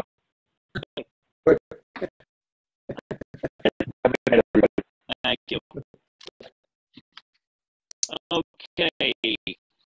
Zoning officer report. Bill, do you have anything for us? Good. Discussion ordinance 28-2020 from the council concerning amendment to the short-term rental ordinance. This was brought up last time, and we had a copy of it sent to us with our packets. Mike, do you want to lead this discussion if there's any? Well, part of the statutory requirement, correct me if I'm wrong, John, is that the land use board should review this as we move forward. So that's another step, because if it doesn't get controversial, the borough has to make sure that the land use board did review this and that they made any and all comments they thought necessary, if any. So that's why you all have a copy of it. Our function would be just to take a look at it, certify or it's consistent with the master plan, and favorably recommend its adoption. Exactly. Is it going to be in the zoning code?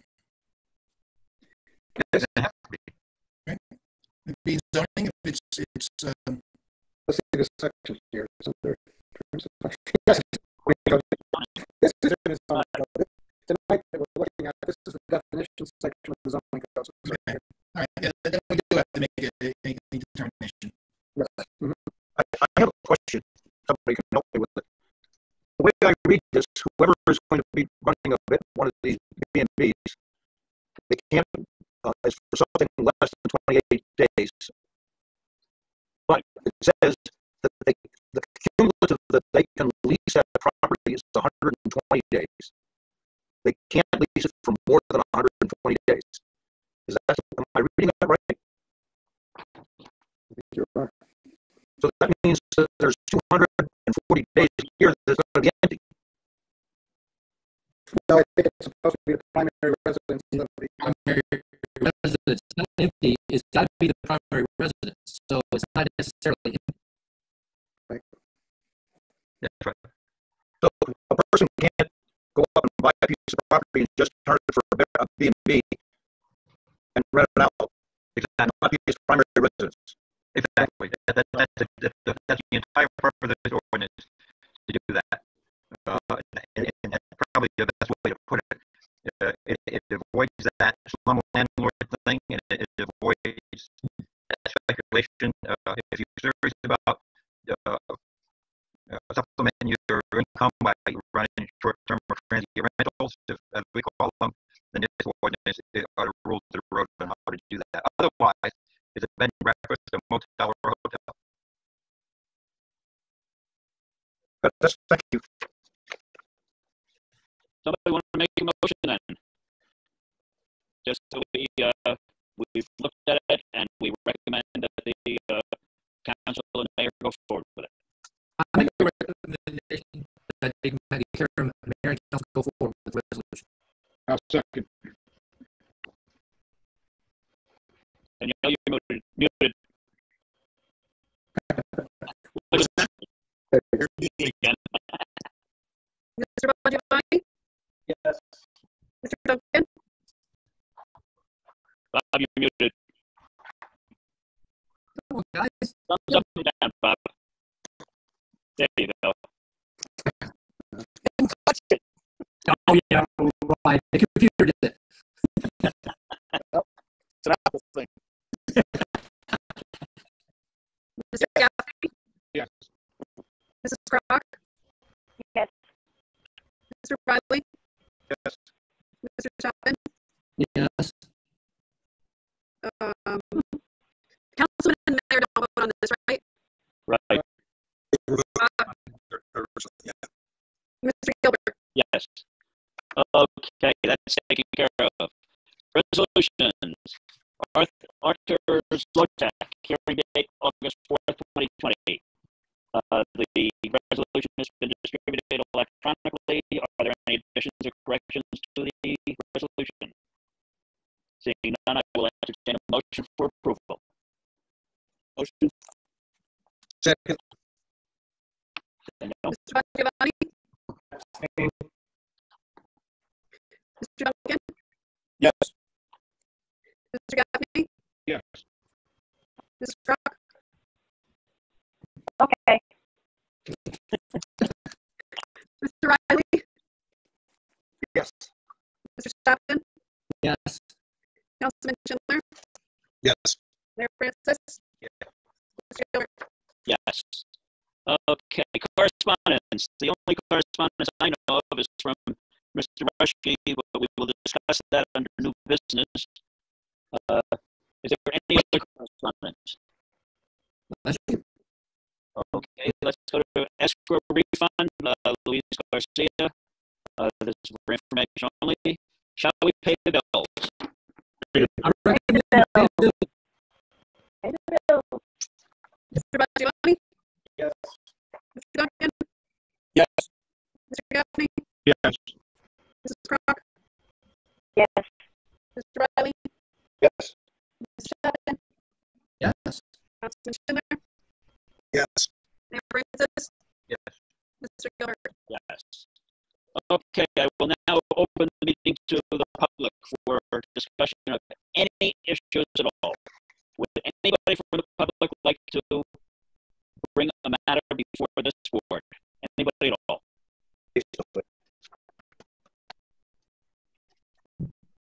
Ron? I don't see any hands. Peter, are you there? Yes, I am. Do you hear me? Are you coming into public? Are you coming into public? Yes, I am. Okay, we have one, Alan. Okay, go ahead, Peter. Good evening, and thank you for your time. This is Peter Tekorian. Yes. Resided at 409 Avenue, Hopatcong. I have I believe on September 18th, sent a series of letters and some documents to the land use board concerning the use of what is known as 1 Oneida Avenue. Yes. And asking the board, land use board, to explain something to me. Based on the minutes of the 3/16/2018 resolution, which I have in front of me, I'll quote it.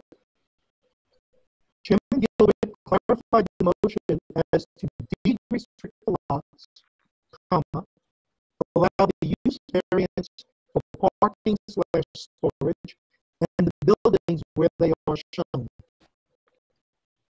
After some discussion, the board denied the application for Simonson Medcraft. Mr. Donegan was asked his interpretation. He stated, there is no use on a lot without a principal structure.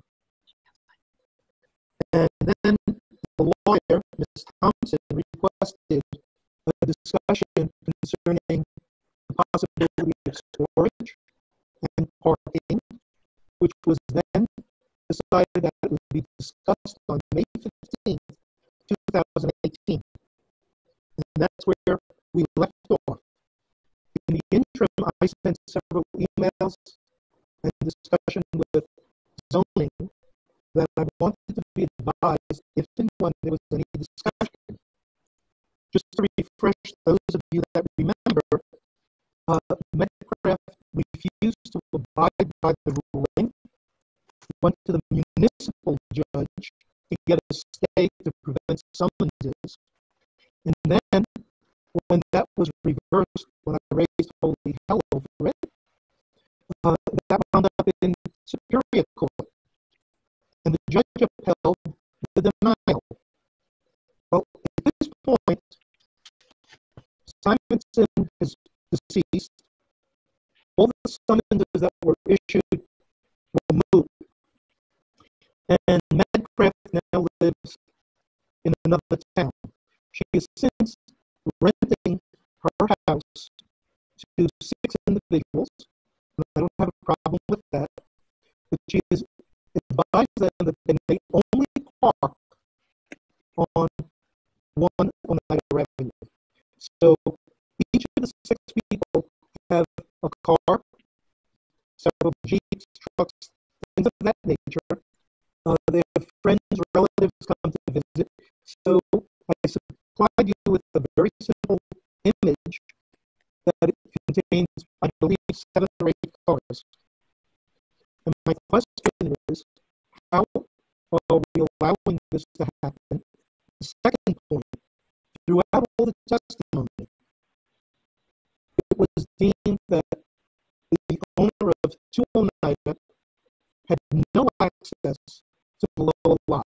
Therefore, they had to have use of the upper lot, 1 Oneida.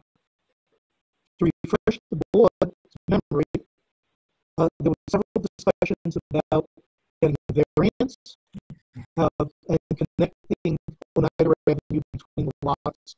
That was rejected. On and on, they rejected everything. Now they own 22 Kissling, which has about a 30-foot wide driveway that goes from Kissling Avenue proper right down to the lake.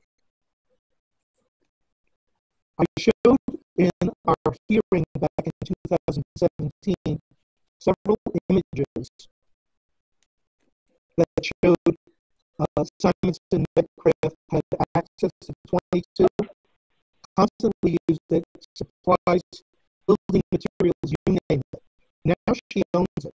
So my question is, A, since the lot and driveway at 22 Kissling abuts to Oneida, should parking or whatever access for the lots or anything be combined to prevent this situation with excessive number of vehicles parked up there? suggest that the board not comment on this. This has been litigated. I don't know what the ownership of the two properties is. Frankly, we have cases where you own a vacant property and you have a house next to it. They can combine if they're in the same ownership. If one is in a husband's name, the other in a wife's name, they don't. So I would strongly urge the board not to comment on this. This was actively litigated, and I don't think we should get in the middle of this. I do need to point something out, however.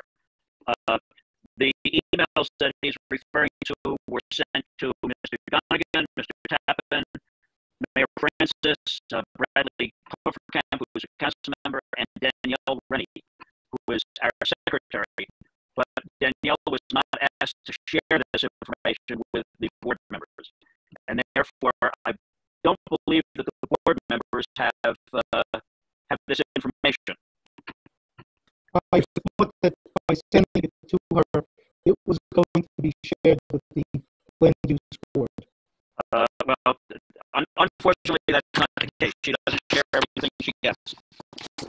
There's no application before the board. I urge the board not to comment on this. Okay.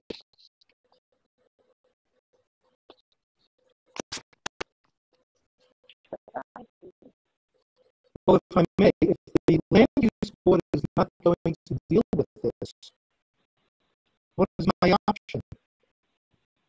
Well, you can, we're not going to give legal advice. The land use board is not going to give an applicant or an objector legal advice. That's not our function. Okay, but the point I'm making, the minutes from 316 that were put in the record state that everything with the parking of cars and the storage would be discussed on the May 15th, 2018 meeting. To my knowledge, that meeting was never held. And the ruling might be because of the fact that it was litigated. Okay, but once it was litigated, it was taken out of our sphere. That's exactly right. It was litigated. It was thoroughly litigated. It was argued before the court. There was a decision, but we are not. It is not appropriate for this board to do that. This is in I throw it back, but it's in against the court right now. If the enforcement action be taken, it is not brought by this board or any members of it. It's brought by the code enforcement official, and we shouldn't be in this fight. Okay, well, if I may then, just the last point. If the ruling and the vote indicated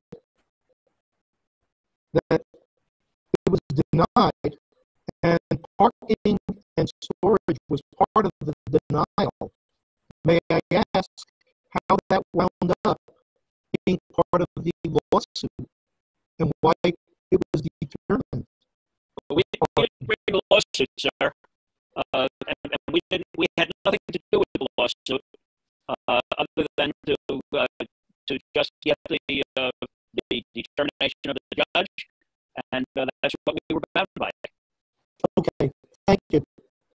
Was there any recourse to have the access to 22 Kissling and 2 Oneida combined or utilized? I'm not on that. That's a legal determination for us. Bill said we can't give any legal advice. I'm not asking for legal advice. Thank you for your time and effort. Thank you.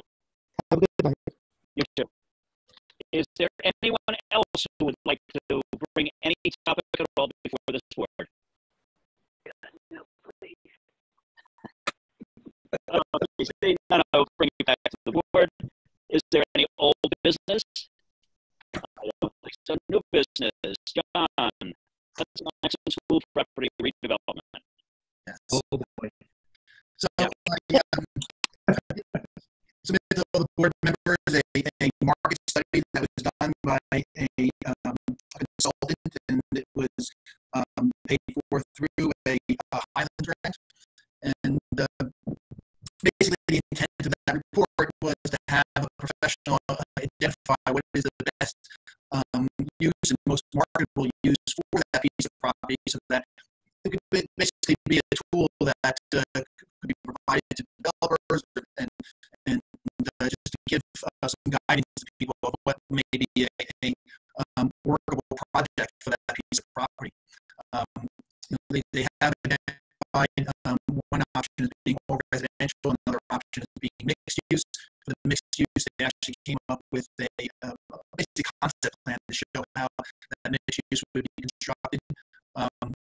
It does, although they write it up as being 3 stories, it does have the appearance of 3 to 4 stories structure, and it also, we're going to have an intended use on that property. They're showing a parking deck. So when we look back and our initial intent was to have this report done as just as a guidance tool for developers to look at and yet do their own analysis to see what would work for them, what would be a good business plan, so that they can ultimately come to us with what their proposal would be, so we can review that and then ultimately rezone this area to accommodate a development that makes sense. We did have a bit of a curveball that the Board of Education just recently provided to us regarding the deed restriction on that property regarding commercial uses. Bill can go into that with a little bit more detail and what that involves.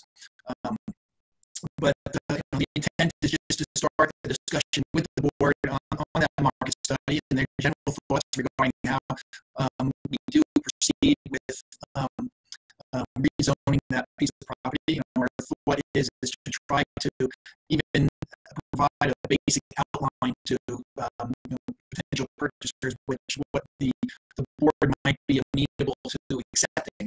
For example, we can discuss 3 or 4 stories, or even 2 stories if the board feels that going 2 stories is appropriate there. But to start to have that discussion, so we can develop some preliminary guidelines that at least give some developers an indication of how the board would look favorable on those. And I can share my screen and just kind of look at let's see.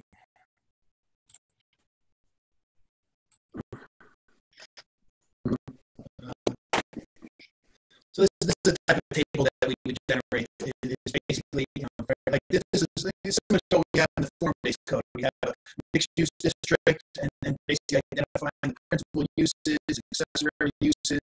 We typically would identify parking demands and some bulk requirements. And so, like I said, one of the key things we're looking at is the building height, and looking at, I think, 3 stories would probably be more practical in this location, consistent with some of the buildings that Green Tree already did. So it's not asking for too much. 4 stories, maybe a complete turn off to the board, so we can discuss that.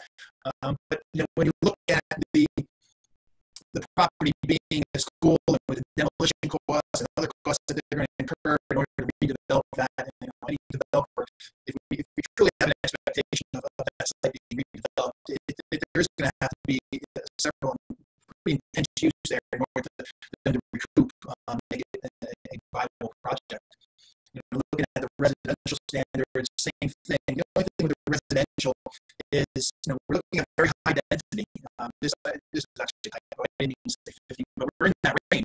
It's a very intense unit that we would have on this property in order to make it viable. Any kind of high density is going to require a parking deck. The cost of the parking deck and the cost of all this, just that's just my thing. So we just need to start the discussion. Not looking for ultimately approvals from the board at this time, but I just think it's something that the board should start discussing, start coming up with some guidelines, so that we don't want someone to invest time and money into the project when you find out that what they're proposing is completely off what our visions are.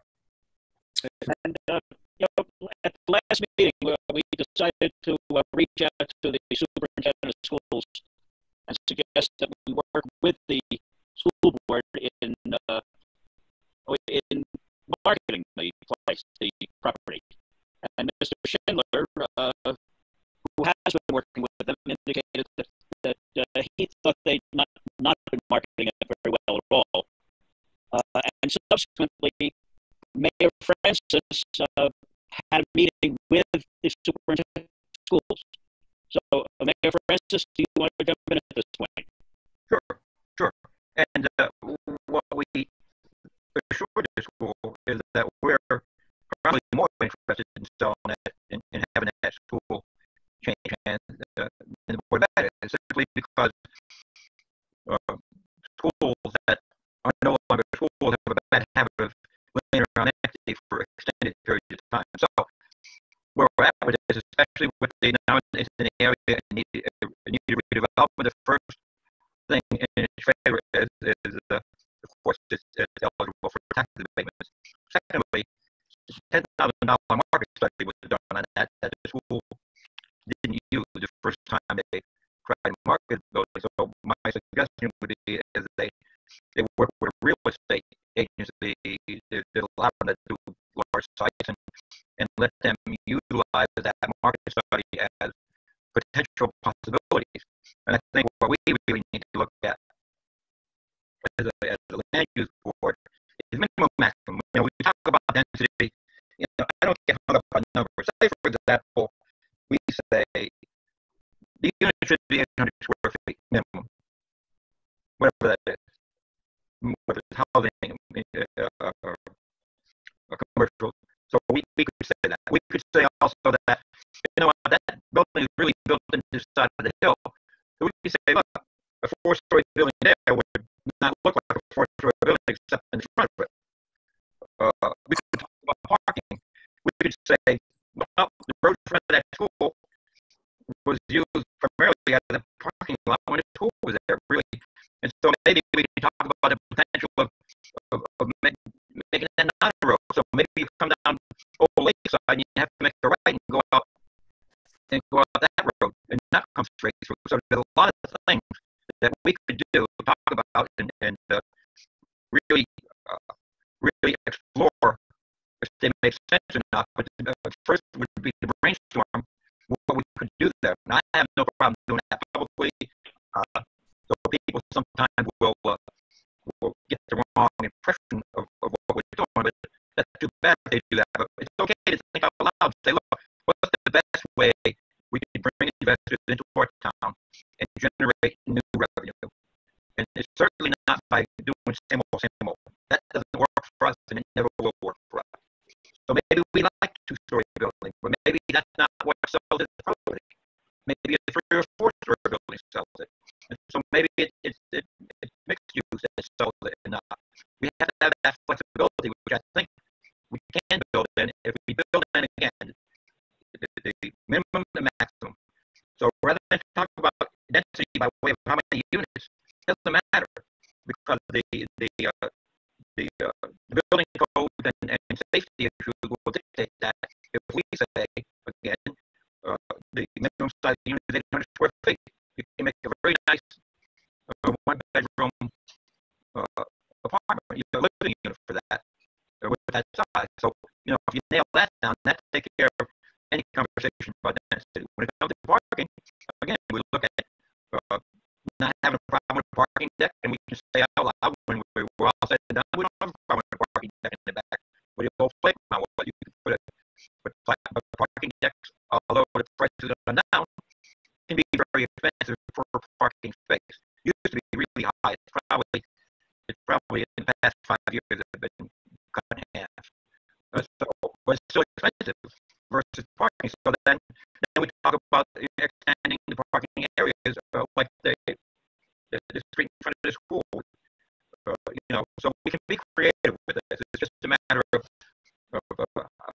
how much work we want to put into it. It's a lot of discussion. It's a lot of creativity. That's what's going to sell at school. If you go by the standard things that we always do throughout the town, and apply the standards that we do today, you never sell at school. It's going to cost $500,000 to take it down, give or take, because the asbestos and lead, but it costs $500,000. Maybe you could do it for a little bit less. It's a couple of acres. So if they sell it for $500,000. So you got $1 million into it, and tell me what property in the borough of Hopatcong sells for $500,000 an acre. The answer is none. And so that's what we have to be cognizant of.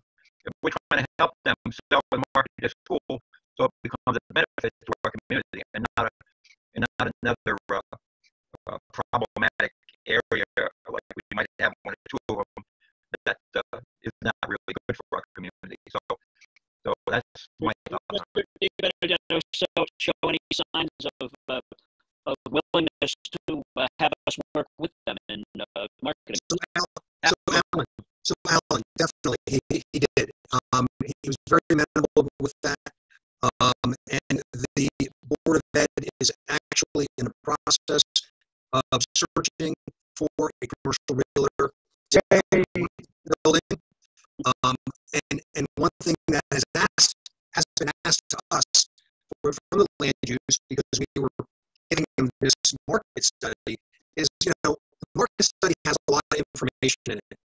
It's good if we all agree with the information. If we don't agree with it, then we're sort of just lost leader here, and we're just teasing people. And the whole idea of our discussion tonight, I'm hoping at least we go in this direction, that we discuss some of the issues of parking, of density, of maybe how many stories, I don't know, and that's up to everyone, because that ultimately is going to give, and it should be done in a public forum, ultimately that will give the realtor or the other buyer a little more direction, so they're not shooting off in left field and come in front of us and we say, whoa, no, get out of here. That type of thing, which we still can do. Well, just giving a little guidance. We're not competing. We're in competition with other towns, other areas, not only Sussex County, but close by Morris County. So we have to be aware that we have to make this property attractive for someone to invest in. It sounds to me as if we should wait, though, until they find a commercial real estate agent, and then have that agent come in and sit down and have a frank discussion with that agent, so that he or she can market the place. I think too, we need to show them the other market survey that we had done by the Seton Hall. We just a year ago had Seton Hall come in and do a market survey of the entire area. And it was loud and clear from that survey. People wanted to get to that lake, be able to use it, walk it, get access to it, go to the park, whatever that was. That was highly recommended in that survey. I think that realtor needs to see that as well. We can give them that. That's a great idea, Ron. And overall, hopefully that'll sell the area. But yes, that's the whole point. You got to start from somewhere, but we still need to discuss this specific property. Set the boundaries on what we think would be digestible to us. Just set them. Minimum, maximum. Keep it fundamental. Doesn't matter where it goes there. It matters the density and the actual configuration of the architecture are probably what's going to be fundamental basic issues for us. So we can do that anytime we want, and in my opinion, the sooner the better. When you look at the schools that have been repurposed into housing, for instance, they don't do much with the facade. They're not changing the heights. They're redeveloping the inside to make it more amenable to living space. Because you get into structure costs that markets it run out of its way. Right. But I think what Alan said was very true. When a good commercial realtor come in, evaluate it, and then maybe have a preliminary meeting with us to go over the planning of it. So let me ask this question then, which is, I'm for that. That's great. But if the realtor comes in and says, listen, this is a tough property because of, just the area, and there might be demo, or there might be other environmental issues have to be cleaned up. They really are recommending, let's say, 5 stories. Is everyone going to be okay with that and listen to them? Or is it now? No way. So that's part issue, I think, that we need to discuss. Because some people are going to say, no way. Or some people say, I only want 2 stories. And honestly, at 2 stories, I think they should be dead really early and say, you know what, this property is dead in the water. Just so we have to hear that discussion. Well, you know, you look over at the madhouse, and I always thought we'd get so much opposition from those houses over there, and we did get some. But it's a much bigger structure. The house was built, the structure was built. It seems to have lived there now, and it fits. It looks all right. It looks good. And I think if you want to put a higher structure, 3 stories, 4 stories, I don't think 5, but 3 or 4 on top of that hill, I think you'd be fine. That's what we have to anchor. That's exactly what we have to talk about and agree upon. Exactly what you said about. And we can do that preliminary. When I've spoken to site developers and other people that might not be interested, and I tell you what, the consensus is that that building cannot be reused. Not simply because of the asbestos, the basic construction of it. It's been added on to 2 or 3 times. The infrastructure itself is poor on its best day, and so we have to. That's the reality. If someone wants to repurpose it as it is, but we're not going to be in sales, though. We're going to keep you out of the sales end of it. But we got to be prepared for each, right? And the elephant in the room is environmental.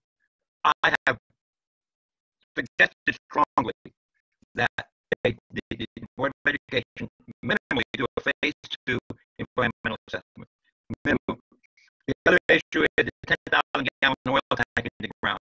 That should just come out because these are anchors on that sale. Those are fundamental roadblocks to get this building on the market. That's something that a real estate developer, a commercial real estate person should bring up. The bank will. I'm telling you, the bank will not fund anything with environmental issues. That's got to be. Is it our responsibility, though? No, it's not our responsibility, but he's bringing it up to have a public discussion about it. Ultimately, the realtor should be telling Art and the school board, hey, these are the high issues that we need to handle. We should leave that up to them, and that realtor who is going to be coaching them and selling it for them. But I would look at it as like facilitators. You're kind of facilitating the mapping here. Arms around everybody and put them in the right direction. Does the oil tank lie at the school board versus the borough of Hopatcong? They're not. That's school property. Okay, that's my point. So let me throw this question out. We have this market study, and there's obviously all different ways we can go with it. But let's look at page 83. John, I don't know if you want to bring it up, but it has a 3D image of a 4-story building with a parking deck. And I'm not saying it has to be this, but obviously looking at it, there's obviously density involved here, whatever it is, the number. Are we as a board okay with something like this? That's all. And not saying anyway, it's locked in stone where we're all voting yes for it, no. But is this something that in the direction we can say, yeah, something like this is okay? I don't know what a builder's going to suggest, but it gives a direction. That's all. Yeah, I'm just looking for it, Mayor. I'll find it. Higher up, but I'm just saying 83, page 83. 15 years ago, 20 years ago, the board would have never gone into what was approved at Green Tree. Right. And now saying, okay, if we got $400,000 in tax revenue a year, and we look at the taller building, it impacts the fire department, perhaps because of equipment. But that's it. But you're going to put that revenue in on an annual basis, plus water, plus sewer. Yeah. You just start making a good revenue about it. So you start to adopt. It's also improving upon and kind of capitalizing that higher structure area in our redevelopment area. So it is very progressively advancing the rate. Right, and if that's in the redevelopment area, in that direction, from what John put forward further on down River 6, in some of the images he put together. And also, I got plenty of fire capital right now, so we're good there. Well, we have that big ladder. Come on, right? No, we got all kinds of capital. Don't go there. We got plenty of fire capital. Listen, I've got into that already. Once you exceed a certain height in the building, especially in our area, the sprinklers are required. The whole thing is, it's not like you're building a matchstick building. I mean, the firewalls. That's all part of the code. So yes. Standard building. Yes. I do that every day. Well, you know what I'm talking about. So that's the least of my worries. That's what comes down to the public's ability to understand it. So they think the fire department can rescue them. Yeah. Now, I'm just throwing this out there, but that property that's just off to the skew of that at 1 o'clock from the school, that leads to the lake, is there any way to ever tie those two properties together so it enhances the saleability of the Hudson Maxim? Nothing is possible, and of course, that's a problematic property, so we might have some opportunities there. It would be a perfect park. Right. That's what I was looking for. Combine that with access. Yeah. Exactly. Right. That's just the way. Yeah. Yeah. So I never say never, but I'm always poking around. But that property is problematic. Yes. And I'm trying to be. It's certainly problematic what they're trying to do with it now. That's for sure. Yeah. Hey, John, you can go to page 11 also. Is a very similar rendering. That's all. It's just to show people to page 11. Yeah, I got it now. For some reason, I had the old report, so 60. All right. Are you going all the way down? All right. 64, right? Page 84. 84. 84. I don't know how many people have it in front of them. That's why I'm saying. No. Keep going. Keep going.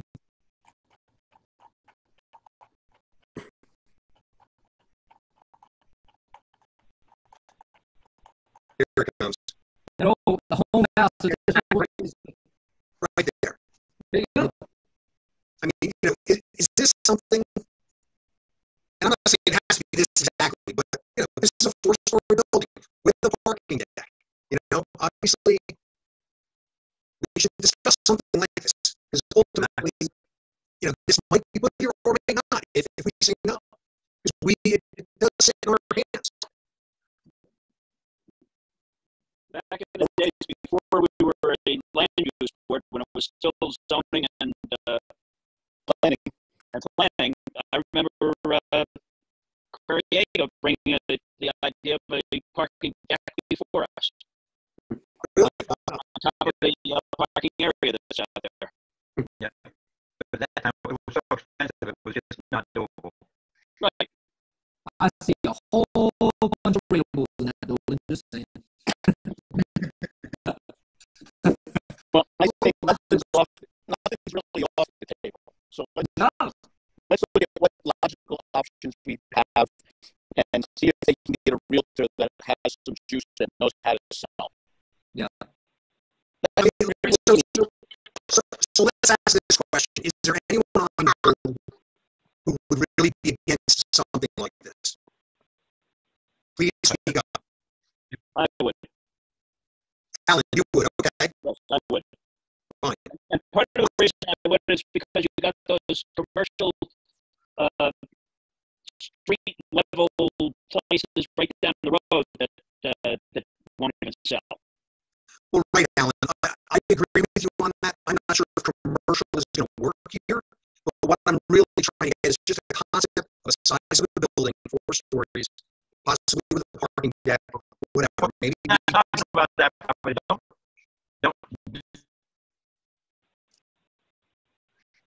In my opinion, that should be part of that should be senior housing. in my opinion, part of that would be senior housing, and it'll be. I'll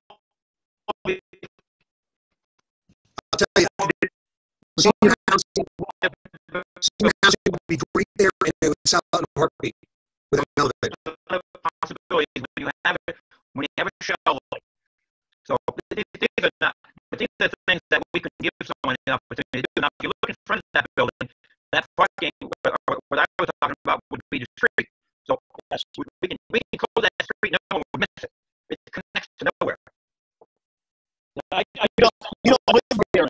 You don't live near that, do you, Mayor? Yeah, I do. I actually live there, and I use that street, but for many years that it was one way, I was okay with it. I wouldn't have a problem with it. What the hell is the difference? You make a right, you go past, you go on the other road there. You know, the old lakes are not a dead end. You just doesn't have to go straight through. Yeah. That's a whole, that's a whole different. The only objection I have is the parking deck. That's a whole different thing. I have no objection to a 4-story building there. I think you have a problem with the parking deck right across the way where the parking is now. Well, that's a possibility too, but I'm not thrilled with that. Alan, let me ask you this. Alan, let me ask you this. If someone came in and obviously tore down the whole building, and they put parking, dug it out, and put parking underneath, would you be okay with it? Yes. Okay, that's good. That's the direction we have now. That type of stuff. So, Richard, you get the feeling that that's what the board of Ed wants, is that type of suggestion. And yes, because ultimately, it gives them some direction, specifically the realtor, once they, get it. Because even talking to other commercial realtors, like, this is great, but we still need some direction. It's nice that we have fruit form-based code, and there's nothing locked in stone. But you also don't want to go on a tangent and go in front of the board and then get shot down. You want to have a little guidance. And I think this is what we're trying to do here tonight. Create a little guidance. Right. I find it difficult to create guidance without having someone to talk to, somebody that we can look in the eye and we can say, go ahead and do this. Well, Alan, ultimately that will happen because we all get that chance. And if we don't like the plan, we don't like it. I mean, hey, that could be the situation. But at least we're giving them some guidance on a 4-story isn't out of the question. There's one person, 2 people, maybe they don't like a parking deck, but the others do like a parking deck, or whatever. That's what we're trying to get here. But you can't have this type of density with 4 stories and not have a parking deck. You need to provide parking. Right, unless something else is created. Right. Yeah. 10 o'clock. Yeah, 3:30 comes early, guys. Yes, it does. All right. All right, we'll continue this discussion. Hopefully, we'll get some feelers from some commercial real estate people. Yeah, and we keep an open mind. Just keep an open mind, and personally, I don't have any rules for it. We have a certain envelope to work in, and as long as it's aesthetically right and engineered safely, I think that it's a blank canvas. Well, we've done good work by putting it in the redevelopment zone. That's an opportunity for people. We made it optimistic for people to look at it in that perspective. So any improvement, they're good to go. Lord knows there's plenty of improvement that can happen. I think the school board coming up with the right commercial development realtor is probably the best step forward, first step. Sure. Exactly. We let them know that they're not going to run into a wall when they approach us. They're going to run into a group of people that are interested in doing what's best for the town and our taxpayers. In the community. Yep. And I think that we should be so open that when a realtor has someone or 2 people that are interested, we should really invite them to a work session. Hey, what do you think? So it isn't just a dead end street or a closet. we're discussing this together. Like, you're probably looking at if this, anything happens here, it's going to probably be anywhere from a $10 to $25 million project. If it goes that way, if someone's interested in making that a decent, attractable investment to attract both people and businesses, mostly people. Right. And the cost of tearing it down for $500,000 isn't an issue. If you're going to spend $10 million, spending $500,000 to tear it down is not an issue. And my point is, they have to feel warm and fuzzy with us when they make that commitment. But I think one of the things that the mayor said that I think is absolutely critical is somebody's got to do an environmental assessment of this thing. A 10,000 gallon oil tank down there. If there's a problem with that tank, you guys are looking at a problem that's beyond control.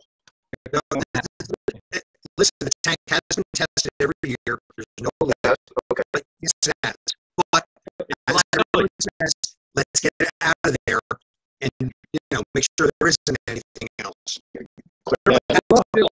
Still school.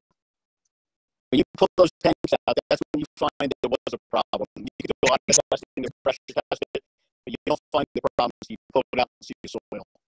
That's right. That's exactly what I'm talking about.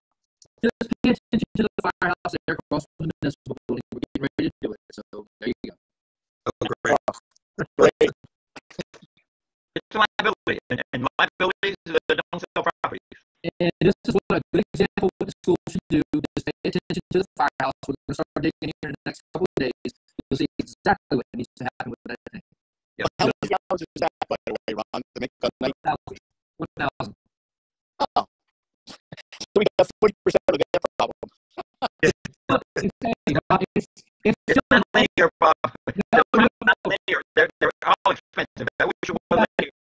That's right. It's still oil in the ground. I don't care if it's 1,000 or 4 gallons. It's still oil in the ground. Don't go there. Yep. It is not a pleasurable thought. No, if you notice, the hard tank has already been set. We set the above ground tank has already been set. We're piping that now, and you're going to see backhoes real soon. We'll show the school how to do it. I'm glad you put the new tank in first. That's logical. Thank you. That's why they hired me. Okay. Just check it on that. That's really scary. So this is just a kickoff for what our job is to make this, to just keep working on this and get this nailed down so we have a comfort level with it. If we have a comfort level within certain parameters, then when investors come speak to us for just a work session, we've already discussed it, so they can feel comfortable with our ability to be open with this.